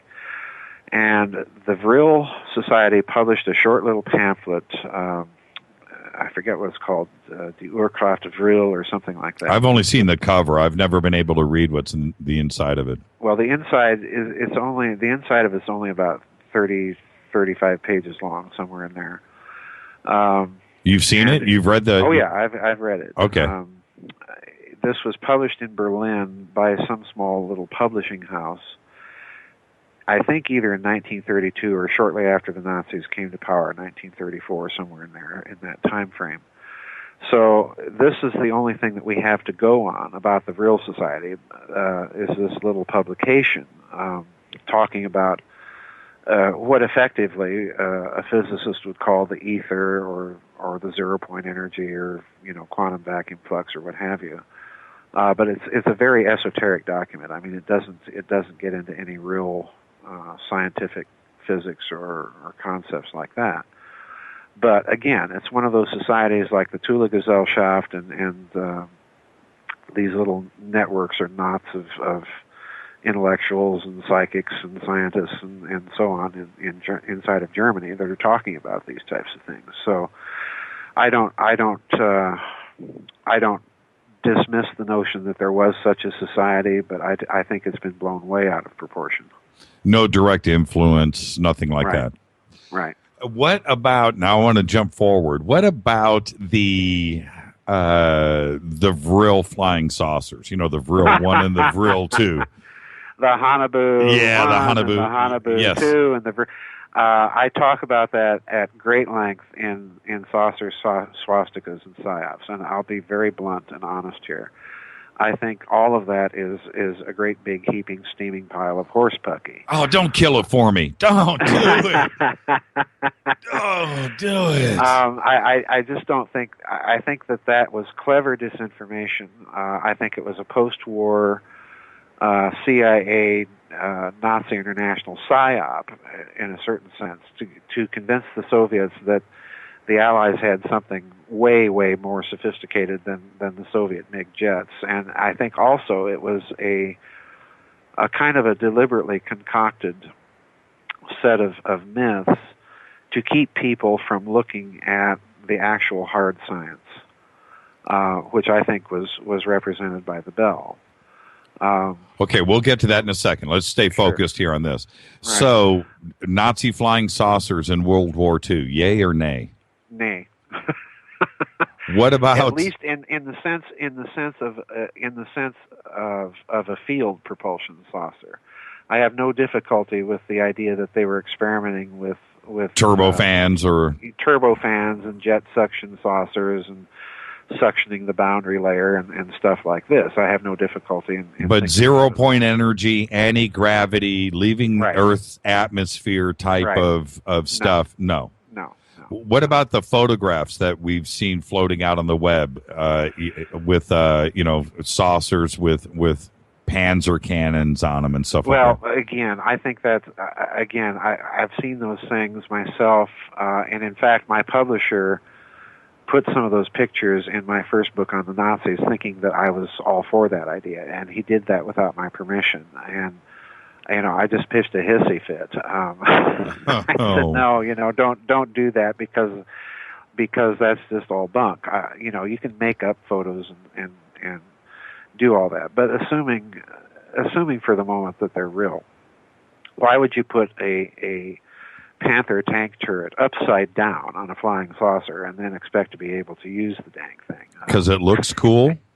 Because it looks cool, but I don't see it as much of a functional weapon system. That's the problem. Well, you know what the problem is that when we look at the other technology, the common stuff like their tank designs, their gun designs, their uniform designs, their airplanes and the submarine, everything was so advanced that when we look at the flying wings, the jets, the 262, when you look at all of that, then it's not a leap of faith to think that they were working on crazy. The Bell aside, but it's not a leap of faith to believe that they were working on this type of technology, and they probably had it.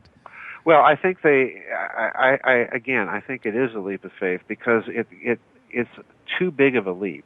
You think it's gullibility on our part? Yeah, I really do.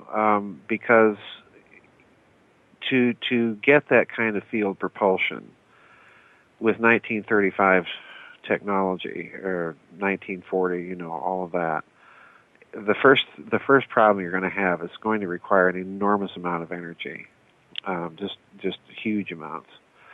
The capacitor technology, the battery technology, I just don't see as having existed at that time.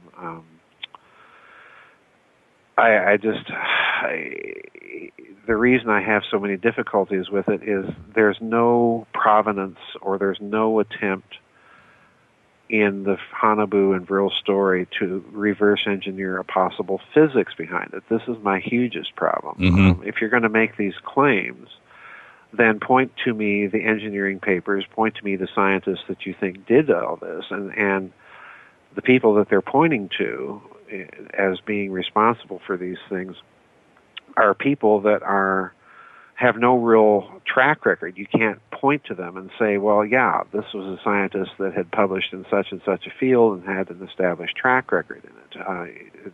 There's nothing like that with this. You've got a bunch of pictures and a bunch of drawings and a bunch of claims using a lot of language that sounds scientific but really says nothing. Well, that's one of the reasons why I respect your research. You don't want to jump on the bandwagon just to be sensationalistic, right? And agree with somebody when it just comes down to some serious black and white issues here. And you keep saying provenance, but that is so important here. Yeah, and that's one of the reasons why I respect you so much. I just it takes in this little small community of ours. Sometimes it takes some stones to go out and say, hey, you know what? Probably not. Yeah. Probably not. Let's just take a deep breath here. But again, it's a great movie. It's a great book. Yeah, it's a great novel. It's a great novel. With that, let's take a quick break, and then we'll come back and let's jump into the Bell, because you're one of the most research guys on that. When you and I were talking earlier today, I said, "Hey, man, let's just do a whole Bell show tonight," and we didn't get to it. I love it. We didn't get to it. Well, we'll have to do another one. Well, we'll be back right after this. Everybody, stay with us. This is Fade to Black on the Dark Matter Radio Network. Our guest is Joseph P. Farrell. We're talking everything tonight: Giza, Nazi technology, the age of man. We'll be back right after this. Stay with us.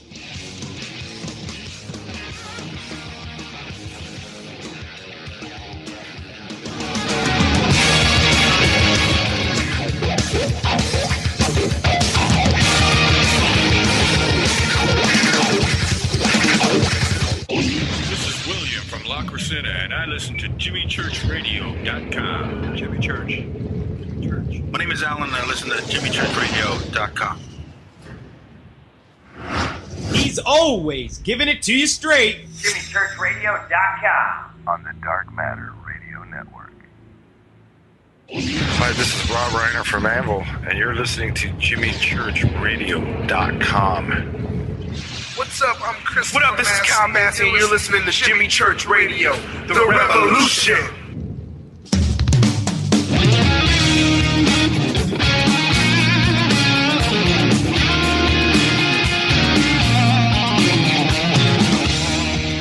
All right, everybody, welcome back. Fade to Black. Only on the Dark Matter Radio Network. Shoot me an email to jimmy@jimmychurchradio.com. You can certainly come and hang out with us right now on Twitter at JChurchRadio. Had an imposter earlier tonight. Tried to call himself Real Jimmy Church. Please. I would never call myself real. That'd be the last thing that I would call myself. So anyway, yeah, totally fun tonight. Again, I want to make sure that everybody gets over to jimmychurchradio.com. We've got the new website launched, and try to break it. Click on everything if you can. Jump around. Shoot me some email off of the contact page. Get that over to WoWo. And like I said, click on every little button, every little thing. If something doesn't work, let us know. It's a complex site, and we just want to make sure that it is up and running in the next couple of days, and it's 100%. All right, let's see, at JChurch Radio, that's Twitter, hashtag DMRadioNet.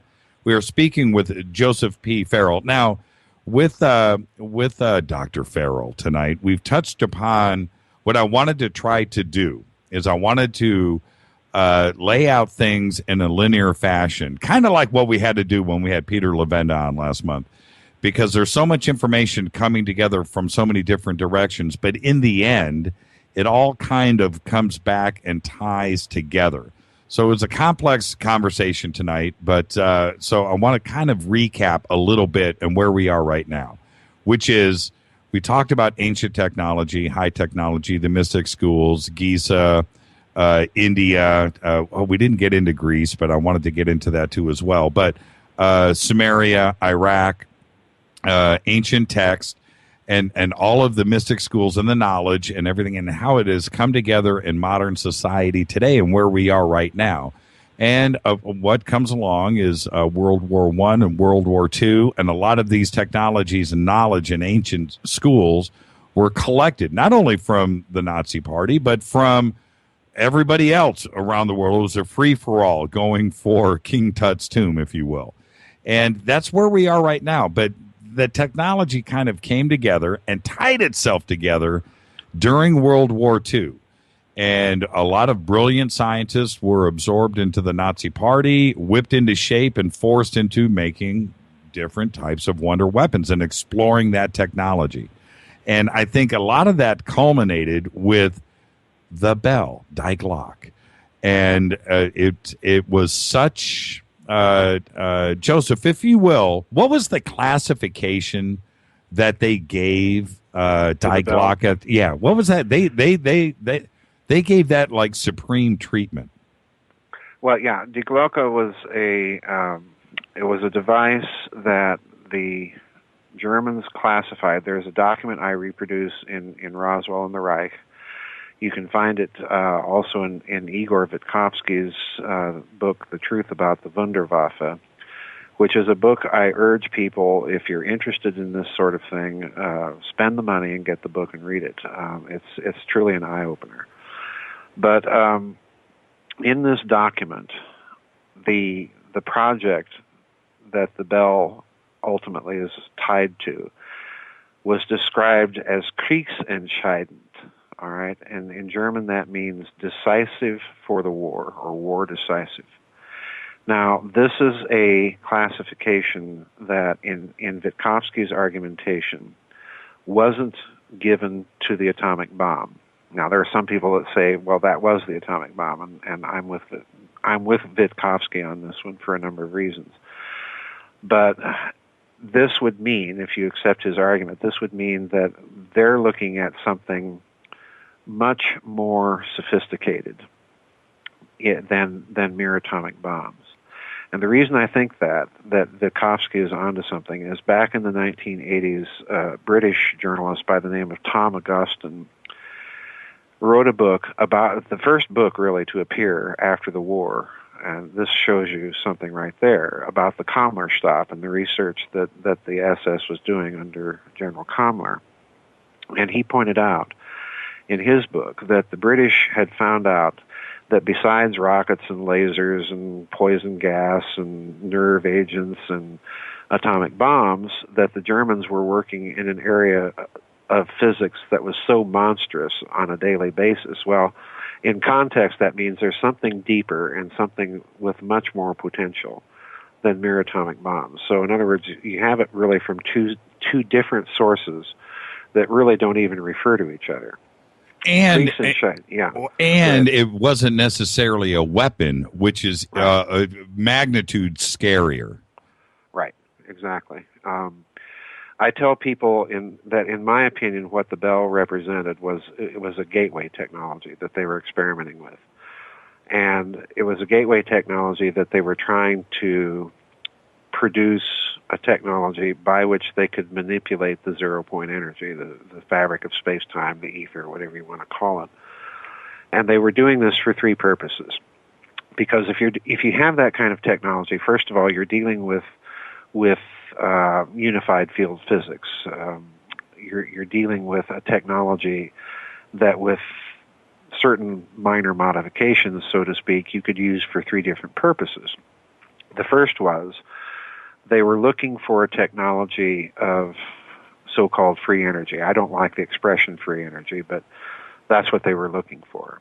The second thing they were looking for was if you've got the ability to manipulate the fabric of space-time or to tap into the zero-point energy, you've not only got an inexhaustible energy source, then you also have the potential for field propulsion, for anti-gravity.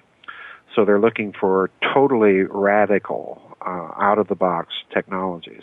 The third thing, obviously, is if you can manipulate those kinds of energies, then you'd have a weaponization potential that would make a hydrogen bomb look like a firecracker.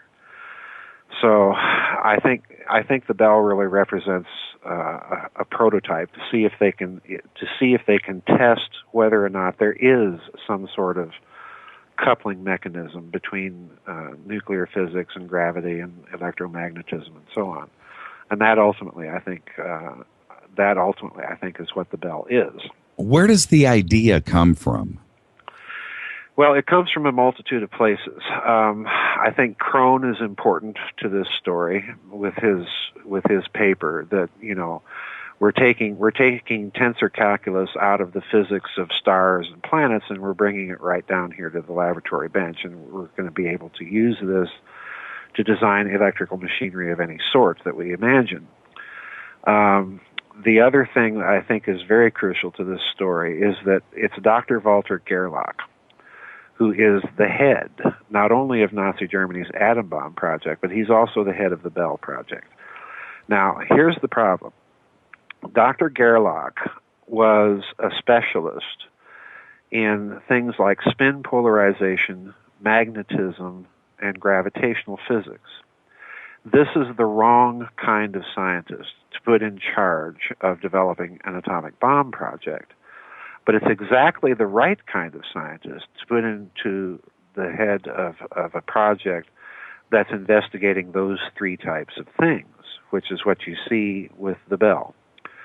So Gerlach is crucial because he's the one that's going to be thinking in terms of trying to build, for all intents and purposes, an analog of the sun to see if there's a way that they can use that and manipulate gravitational effects by doing it, to manipulate time dilation effects, a la relativity, through slowing down or speeding up radioactive decay rates and so on and so forth. So in other words, this is a huge project. This is in my opinion, the Bell is really kind of the long-term result of his little newspaper article back in the 20s in the Frankfurter Allgemeine Zeitung about transmutation and alchemy and all this right. good stuff, right? Well, and it's so it's such a modern It's something that physicists today talk about, but we're talking about 1935, 1940. Right. And it's so advanced and so out of the box. And I have to, where does this come from? And I'm not one to stretch and say, was this channeled?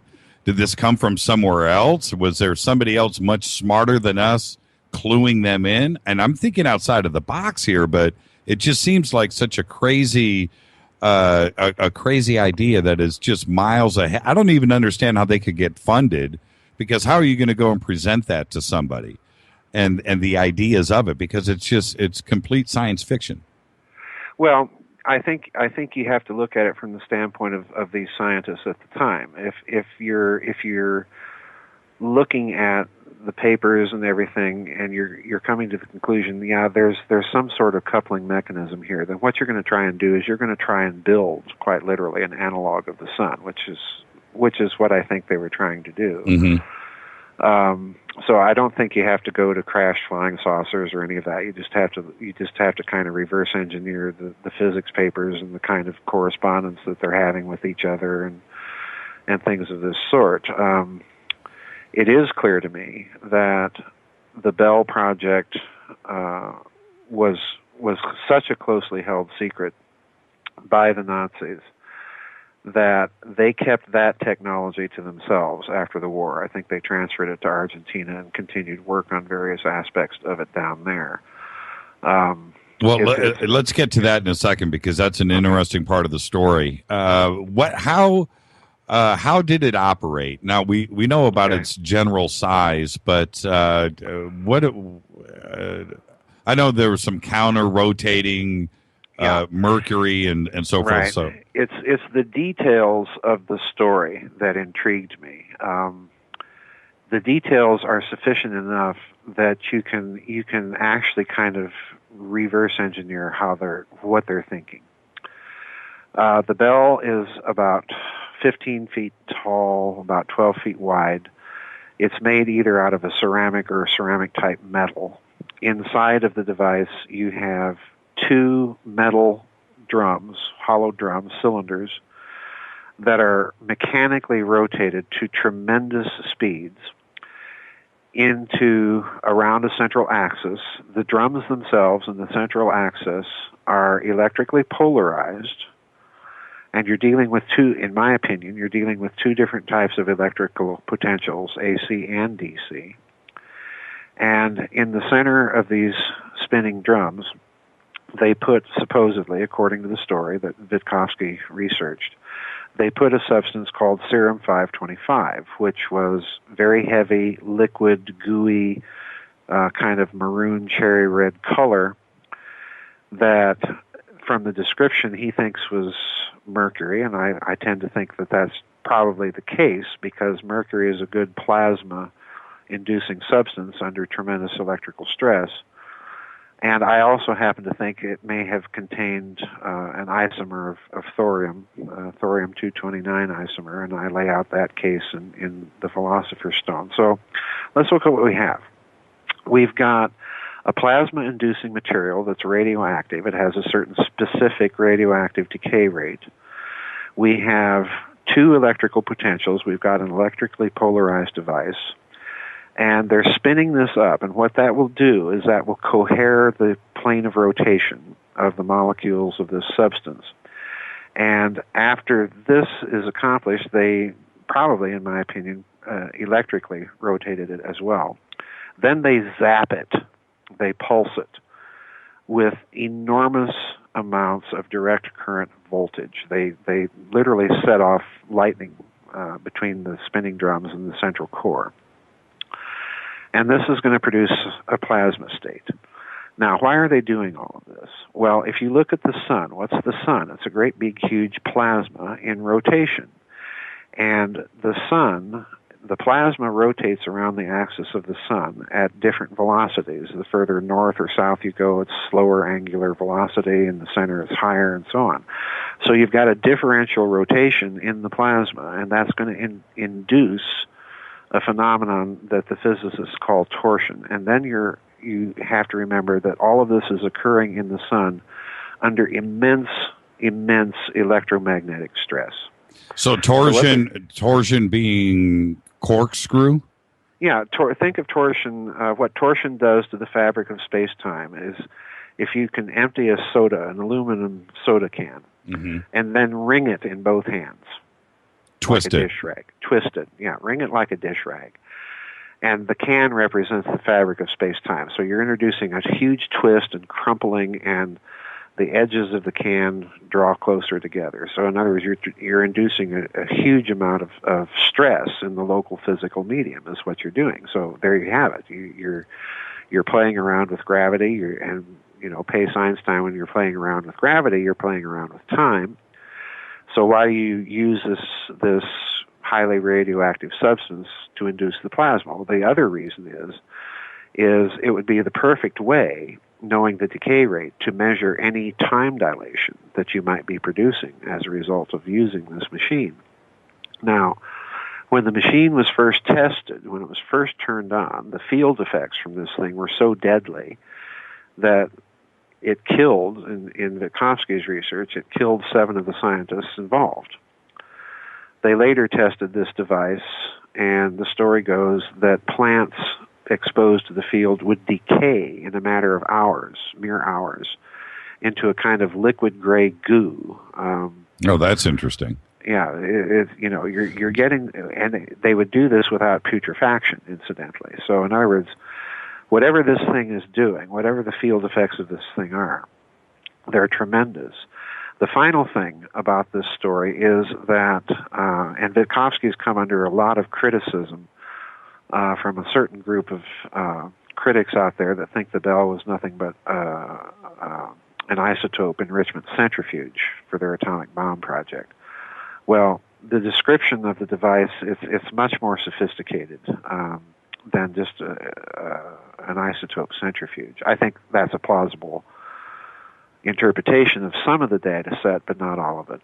Well, yeah, but they were certainly advanced in the centrifuge technology, oh, sure, and all of that was exported out after the war too, as well. Oh, sure, yeah, absolutely, and that would be a technology that would have given them the experience of extremely high rotation that you would have had to have in this device. But and they wouldn't have built just one. Right. Yeah, that's the other problem.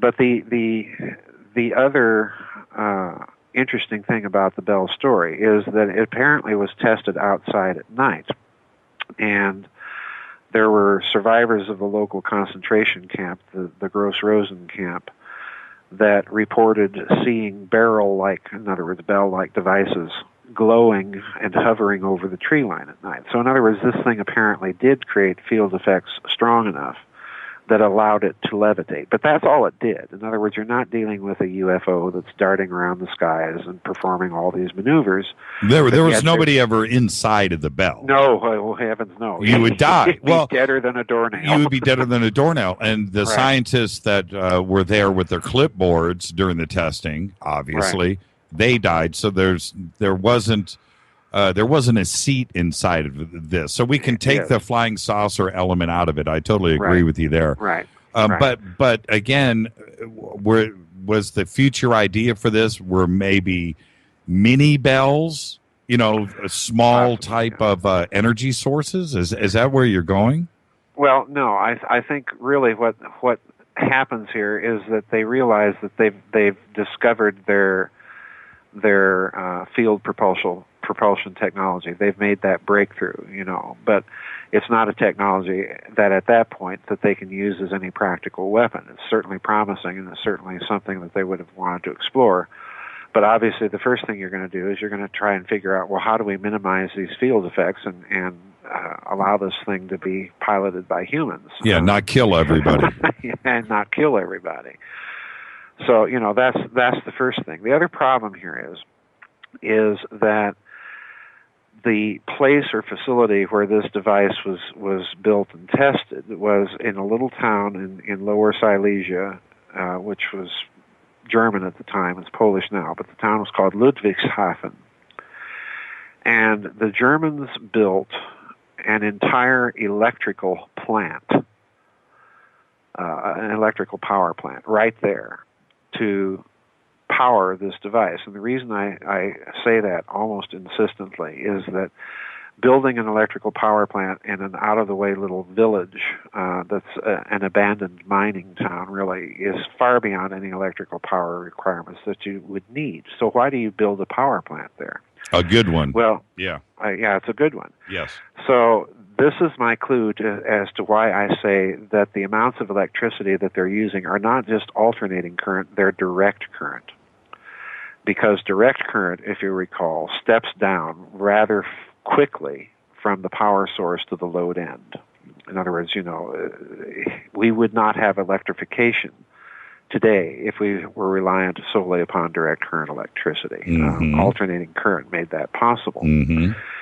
But you would build an electrical power plant if you were required, if you had the requirement of massive amounts of voltage, direct current voltage, that could not be supplied by the capacitor or battery technology of the period. So you'd want to build it as close to your source or to your load end, meaning the bell, as possible. Now that's the clue that the Germans were not building secret flying saucer bases in Antarctica, because if their technology required that amount of direct current electricity, you're not going to be able to build and supply an electrical power plant in Antarctica to continue your research. That's why I don't buy into that whole story either. Are you reading Twitter? Are you reading Twitter? No, I know. Okay, I'm sitting here in my office with the light on and my iced tea and smoking my cigarette. So I'm not watching anything. The questions are coming in just as you're answering them. It's pretty funny. They're immediately jumping to Antarctica. And you cut everybody off at the knees. That was really funny. I'm watching the time. I didn't mean to cut people No, it off was at the great. knees. It's great. I'm just trying to outline my process of reasoning, and I'm giving everybody the Cliff Notes version because this is such a huge story. I've written about 5-6 books on the subject of the bell in one way or another, because the detailed steps of the argument, the devil's in the details, folks. And it's a very complex story, and once you see it laid out with all the details, I think it will make sense. But I'm just trying to give you the highlights of the main argument here. Can we scratch a few things off the list then? Okay. Time travel device? No.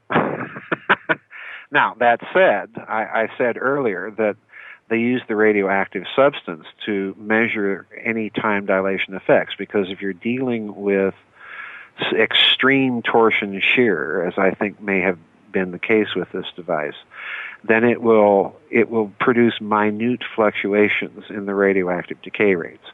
So time travel in that sense, yes, but time portals and all of this stuff, no. Okay, hold on. Time travel device. Kecksburg, can we scratch that off the list? Oh, on the contrary. In Reich of the Black Sun, and in fact in Giza Death Star Deployed, I pointed out the resemblance of the Bell story to the Kecksburg acorn on a number of data points. They're about the same size. They're approximately the same shape.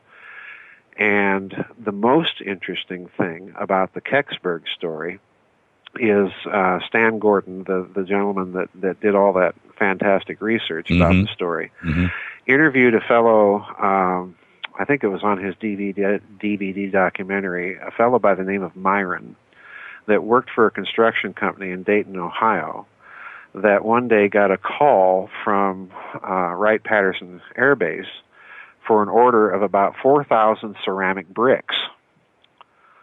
So up he goes with his truck with the 4,000 ceramic bricks. He's told to take them to a certain hangar, and he goes into this hangar to deliver his bricks, and he sees a silk screen with the shadow of an acorn or bell-like thing behind this silk screen. And to me, that's one of the most significant connecting details, because in Witkowski's research, the bell was housed, when it was tested underground, it was housed in a chamber that was lined with, guess what? Ceramic bricks. Ceramic bricks, right.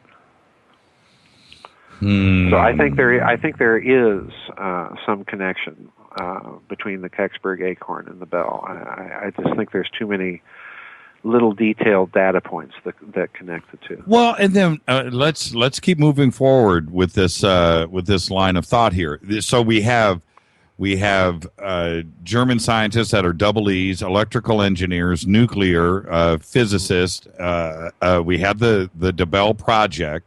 It disappears. We don't know. Paperclip comes into play. These guys come over. They flood into NASA. They flood into GE, as we were just talking about, and then Argentina. Does this technology? Do you think that we applied any of it? I want to get to the Philadelphia experiment too, as well. Did any of this flood into propulsion systems here in the United States? Oh yeah, I think so. I think definitely it did. You may or may not be familiar with a fellow by the name of Mark McCandlish that's done a lot of research on the so-called alien reproduction vehicle, and he's approached the whole thing from the correct point of view, in my opinion, and that is he's attempted to reverse engineer the physics of the thing that was described to him. And if you look at his description of this craft, it's clearly a human engineered craft, but many of the concepts that were employed in it are very, very similar to the Bell. You have huge amounts of capacitors, which imply a vast amount of direct current voltage. You have a plasma-inducing substance in the central core. You've got electromagnetic rotation and so on and so forth. So there's definitely some data points connecting to it, and that tells me that, yeah, somewhere along the line we picked up on this idea. And another fellow to look at would be Tim Ventura, that used to run the site Anti-Gravity, AmericanAntigravity.com. He interviewed an engineer a couple of times on his site that worked for a major American contractor that also told him that he was trying to do proof of concept experiments with a Bell-like device, taking cues from Witkowski's research. I was contacted about 4 years ago by a physicist, I don't want to mention his name, that told me that he wanted to test a similar, do similar proof of concept tests, and he told me that he thought I was right about the use of two electrical potentials. So yeah, I think definitely that somewhere along the line we started investigating similar things. And why didn't Argentina, or maybe they have, with everything that's gone, why haven't they invaded the United States?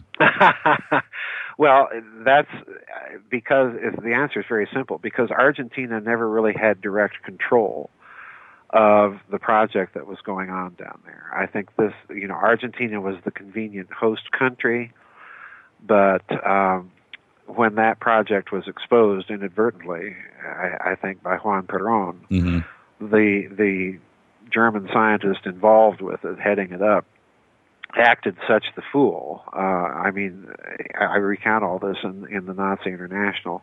He did such foolish things that the Argentinian physicists that were investigating it and reporting on it to Perón just basically came out and said, "Well, this guy's incompetent. He's a fraud."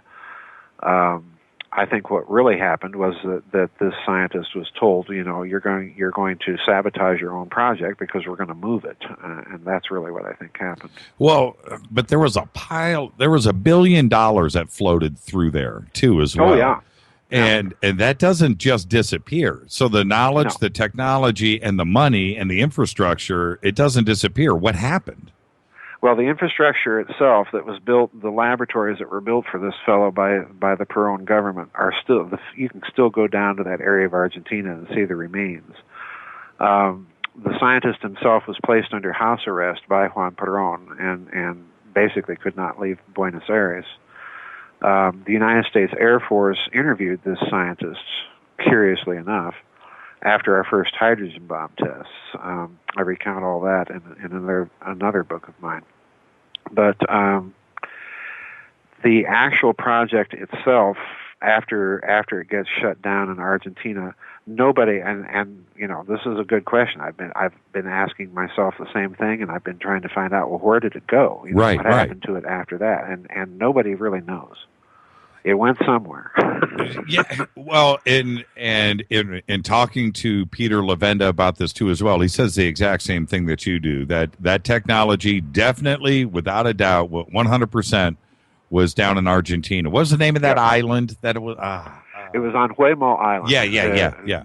Near a little city in southwestern Argentina called San Carlos de Bariloche, which is real close to the foothills of the Andes Mountains, you know, over the border to Chile. So it's about 900 miles southwest of Buenos Aires. Yeah, you know what? Can you hang on for another 10 minutes? Sure. Are you good? Are you good? I'm good, yeah. Okay, fire up another heater. Let's just do this.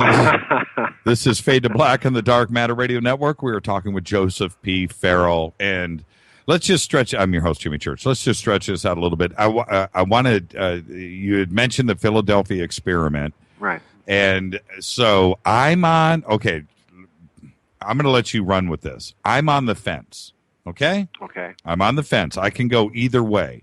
So I want you to tip me in one direction. Well, I don't know that I can tip you in 10 minutes. Okay, we'll take 15. I definitely think that the United States Navy did something.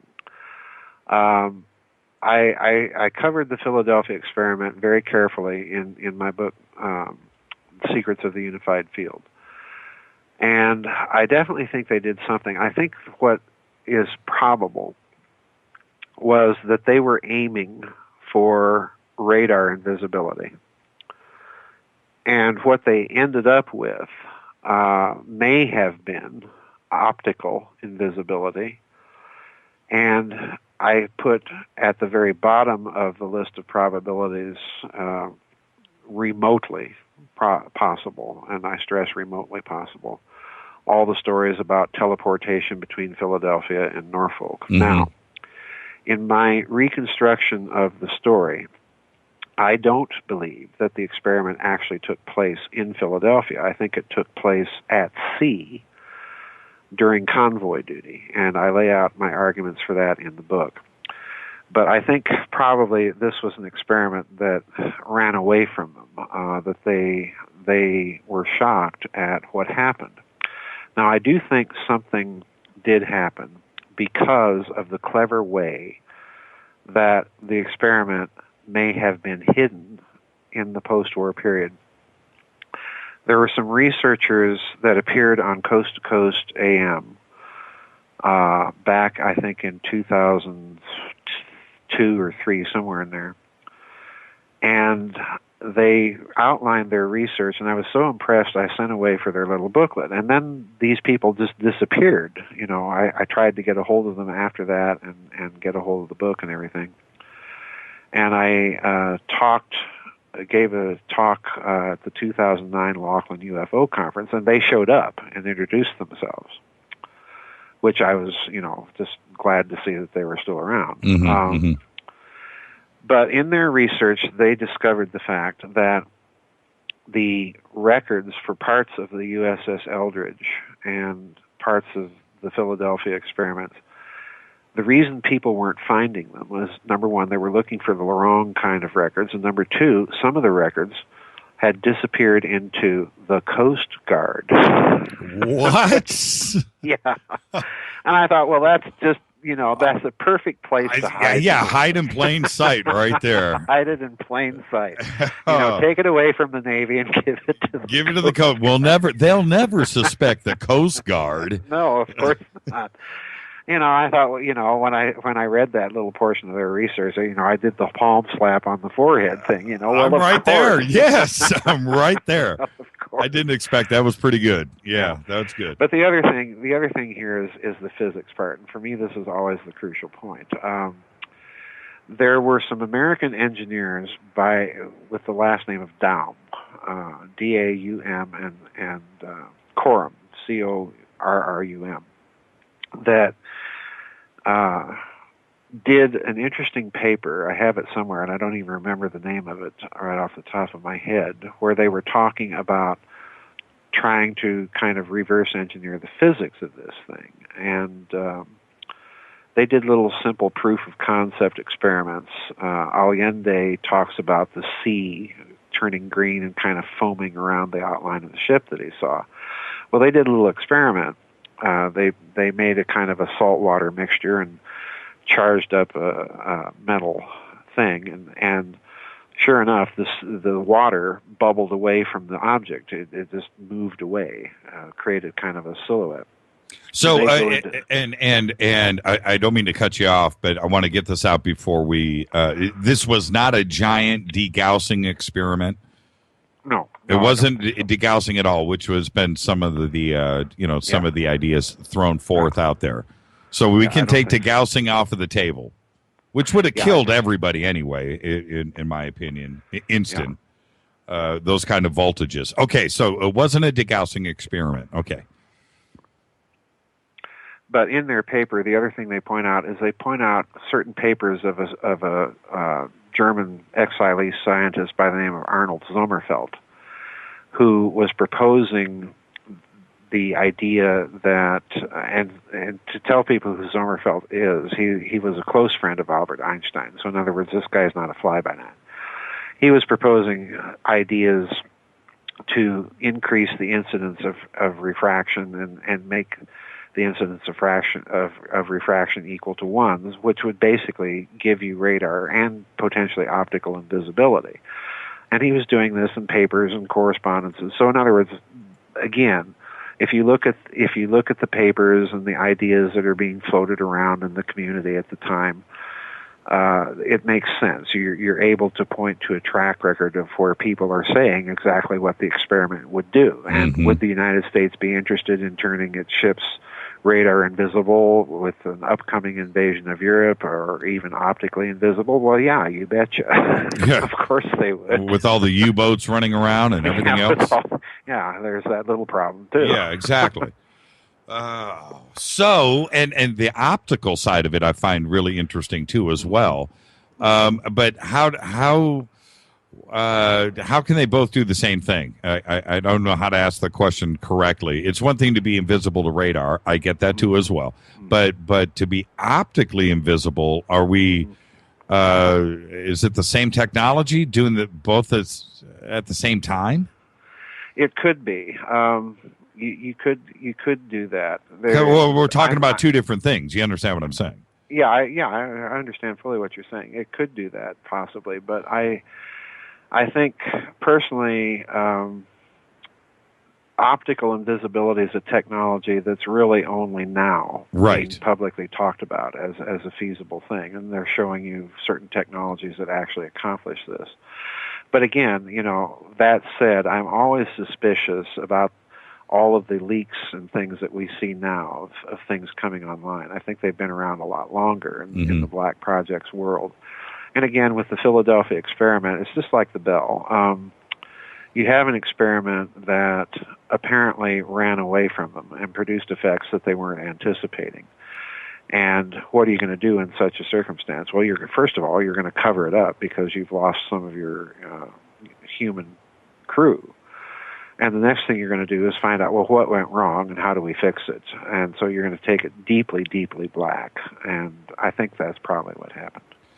Well, what about the time travel aspect of it and the ship actually moving from Philadelphia to Norfolk? But you're saying it was tested out to sea. Out at sea.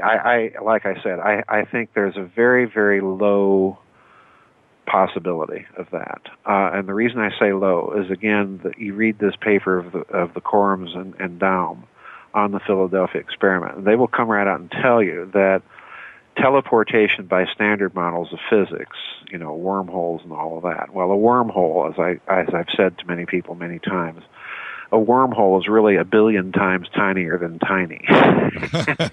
It requires just a gymongous amount of energy to open up one of those things. But if you're dealing with models of physics that are not the standard model, if you're dealing with things like torsion and so on, torsion might be able to do that, and that's what they say in their paper. But they present it with so many ifs and ands and buts and howevers, that I tend to discount that idea. Okay, well then I have to go here. Al Bielek. Well, if you read the preface to Secrets of the Unified Field, I'm probably less than gentlemanly in what I think of that whole Montauk, split personality time travel theory. I just don't go there. It's not part of my thinking. It's good reading. Yeah, makes a wonderful novel. It's real books. Good. Well, I mean, Al, when there's been more than one evening where I have put on the 6-hour Al deathbed confession video, right, and just listen to him read and tell his story, and I got to tell you, it causes good dreams. Yeah. You can fall asleep to that, and it's just a really good story. I want to believe Al. He's like a cute, huggable guy. God rest his soul. But it's a little bit too much for me to bite off. Like I said, when it comes to the Philadelphia experiment, something happened. There was some research going on there. There was some high technology in play. I think I'm with you. I think some stuff got leaked out and some fantasy got involved with it. That's always what you do. If something like that leaks out, then you have to spin it into the fantastic direction. You have to obfuscate and create confusion in the data set, and that's exactly the pattern you see with the and then you have drugs and mind control and some disinfo thrown in for good measure. Sure. And there you go. Okay, now before I let you go, you have to comment on this because this blasted by from a half a dozen people. What do you mean the Admiral Byrd story is false? Oh, I didn't say anything about the Admiral Byrd story being false. Well, no. You know what? I know exactly what I'm talking about. No, the high jump expedition definitely occurred, and he definitely said those things in the San Mercurio. In El Mercurio in Santiago de Chile, that newspaper that reported his remarks. He definitely said those things. That expedition definitely occurred. Something definitely happened down there that made him tuck his tail between his legs and pull out of there months before he was scheduled to do so. Something made his diaries be classified. But what I'm objecting to is to the story that the Nazis set up a secret base in Antarctica where they continued their flying saucer research, and to the attempt to couple that to the high jump story. That's what I'm objecting to, because again, all the indicators to me are that the technology involved in these field propulsion experiments that the Nazis were doing with the belt required too much electricity. You had to have an electrical power plant close by to provide all of the direct current electricity that this thing required to make it work. And you just simply wouldn't have had that in Antarctica. What was it that happened there? Yeah, what happened? What made Byrd make those comments? Planes flying from pole to pole, and we've got some issues we got to work out here, and certainly a lot of men died. But what was it that he ran into? Well, I do think it's possible that he ran into something Nazi, because you have to. This is why looking at the details of the arguments in my book are very important, because I do think it's not only possible but likely that the Germans had some sort of base in Antarctica. But a base is one thing; a research facility is quite another. But if that were the case, and this was potentially being threatened by Admiral Byrd, then maybe they might have taken some sort of action if they had the resources to do so. So I don't rule out that possibility. I'm just saying UFO secret flying saucer research base with laser beams and rail guns and everything else, that's where I draw the line. I just don't see that. I got to thank you for coming on the show. And really quick, well, thank you for having me, Jim. It was great, and I can't wait to get you back on. Really quick, what are you doing now? Are you going to do any speaking? I have a conference I'm supposed to go to and speak at somewhere in the Los Angeles area in January. I don't know exactly where because I'm waiting for the details, and I might have another conference to be speaking at possibly next June in Colorado. I don't know the details of that yet, but that's about it. Well, when you come out here to L.A., you've got to hang out with us. And okay. Absolutely. Come on. Come directly into the studio. And all of your books, is it everything through Giza Death Star, the website, or Amazon? My website, the web store on my website has all of my books. They do order from Amazon, but if you order off my website, Amazon gives me a few pennies extra on my royalties. Do you sign books? I do sign books if I'm at conferences and people, if they bring their copies and want me to sign them, sure, I'll sign them. But I don't have any way of doing that here directly. The books come directly from Amazon. I just get a little extra percentage for advertising. I get you. I got to thank you for coming on. I just had an extraordinary evening. And again, we just scratched the surface. I know that we danced a little bit on so many different subjects, but there's so much to deal with when it comes to yourself. So thank you so much. Thank you, Jimmy, for having me. Bye-bye. You got it. Joseph P. Farrell, everybody. Thank you so much. And with that, let's take a quick break. Fade to Black on the Dark Matter Radio Network. I'm your host, Jimmy Church, at JChurchRadio. That's what you want to do. That's Twitter, #DMRadioNet. I'm going to take a couple minutes, and I'll be back right after this. Do not touch that mouse. I'll be right back. Hey, let's take some phone calls. I'll take two. We got enough time. 323-825-5045. I'll be back right after this. Stay with us.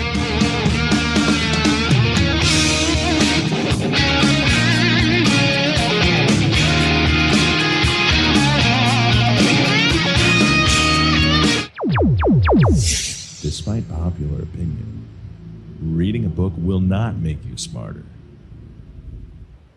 But listening to Jimmy Church will.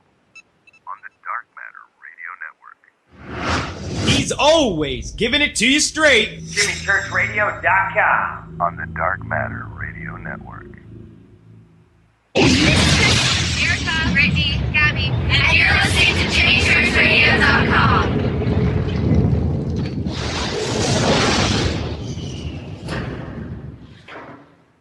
This is KJCR at JimmyChurchRadio.com. On the Dark Matter Radio Network.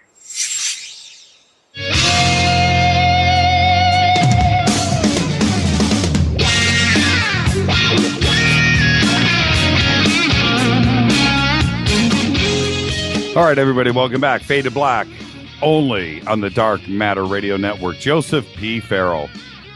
Man, oh, man. I've got enough time for one, maybe two phone calls. 323-825-5045. Come on, Fader Nuts. Let's just ride this one out. I got to know what you guys just thought of that. That was absolutely amazing. I was going to do the Hollow Earth. I just saw that pop up. You know what? That's not really what he's about. There's a lot of things when it comes to Joseph Farrell that he just doesn't go there. He doesn't go there with the Vril. He doesn't go there when it comes to time travel. He doesn't go there with the bell that it was some kind of time travel device. There's a lot of play. He just doesn't go there, and he's about research, and that's it when it comes to Joseph Farrell. So yeah, I was going to go there. I was thinking about it, but hi, you're live on Fade to Black. Who's calling? This is the Bear from Santa Clara. Hey, Bear, the bright spot in my day. Hey, you know what? You want me to bring Steve in, too? Oh, it's fine. Yeah, let's bring in Steve. Let's do that. Okay. It's late on the East Coast. Hey, Steve, you're on with Bear. What's going on, Jimmy Church? Bear, what's going on, brother? What did you guys think of that? That was a pretty amazing evening, wasn't it? Yeah, that was cool. Okay, Bear first. Definitely cool. Bear first. Bear, what did you think? I thought it was pretty cool. A couple things kind of crossed my mind about Philadelphia thing. I was wondering if maybe they weren't trying to play with a plasma field around that thing, or maybe even some ultrasonics to kind of, cause a water wave to come out of it, kind of like when you have like one of those little ultrasonic misters. Yes. Okay. And also, one thing too about capacitors that I wanted to kind of bring up is, excuse me, they're real good about blocking DC, but letting AC going through them too. So something you might not have known about, but Bear, you have a scientific background. What did you think? That's when it comes to Joseph. He's all about the science, and what did you think about the way he presented that side of it?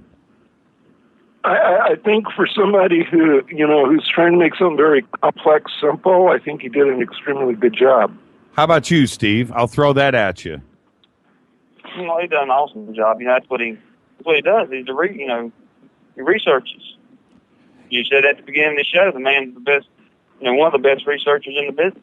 And he presents it. I've been such a fan of his for so long, and I just try to absorb and listen and read everything that he's ever put out, because he explains it in such a way that a doofus like myself, I understand it, and I can get through a conversation. He's obviously, mountains smarter than myself, but he's able to allow me to stay part in the conversation. And did it translate? Did it come back that way to you guys? Yes. I think he did a pretty good job of making something very complex seem as simple as possible, to where people can wrap their minds around it a little bit. You too, Steve, a simple farm boy from the South like yourself. Could you get through it? Oh yeah, because I'm dumber than a box of rocks. And for me, I'm dumber than a bear.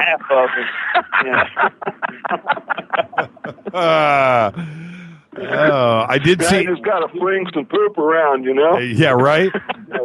Hey, Steve, I did see your picture of the 27-pound turkey. How many people did you feed with that? There was 19 or 20 of them that come to the house. Wow! Did you run out of turkey? Was that enough, or did you have two? No, I fixed the big turkey, and then I fixed a big ham, and then everybody brings something. Yeah. So there's always some leftovers usually. Hey, Bear, I didn't ask you. How was your Thanksgiving? Oh, it was okay. Just a normal thing. Just kind of kicked back and enjoyed it as much as possible. And had the grandkids and everything, and it was fun.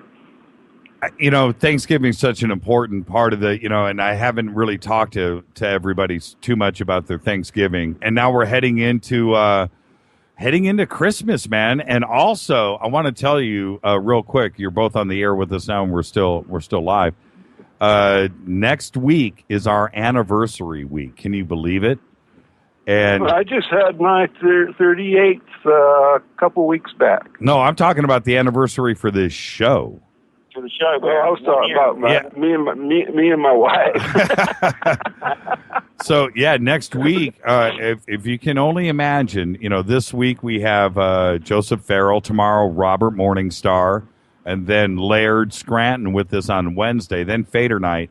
And wait till you see what we've got lined up for next week for the anniversary week. It's going to freak you guys out. I can't believe it. It's been 1 year.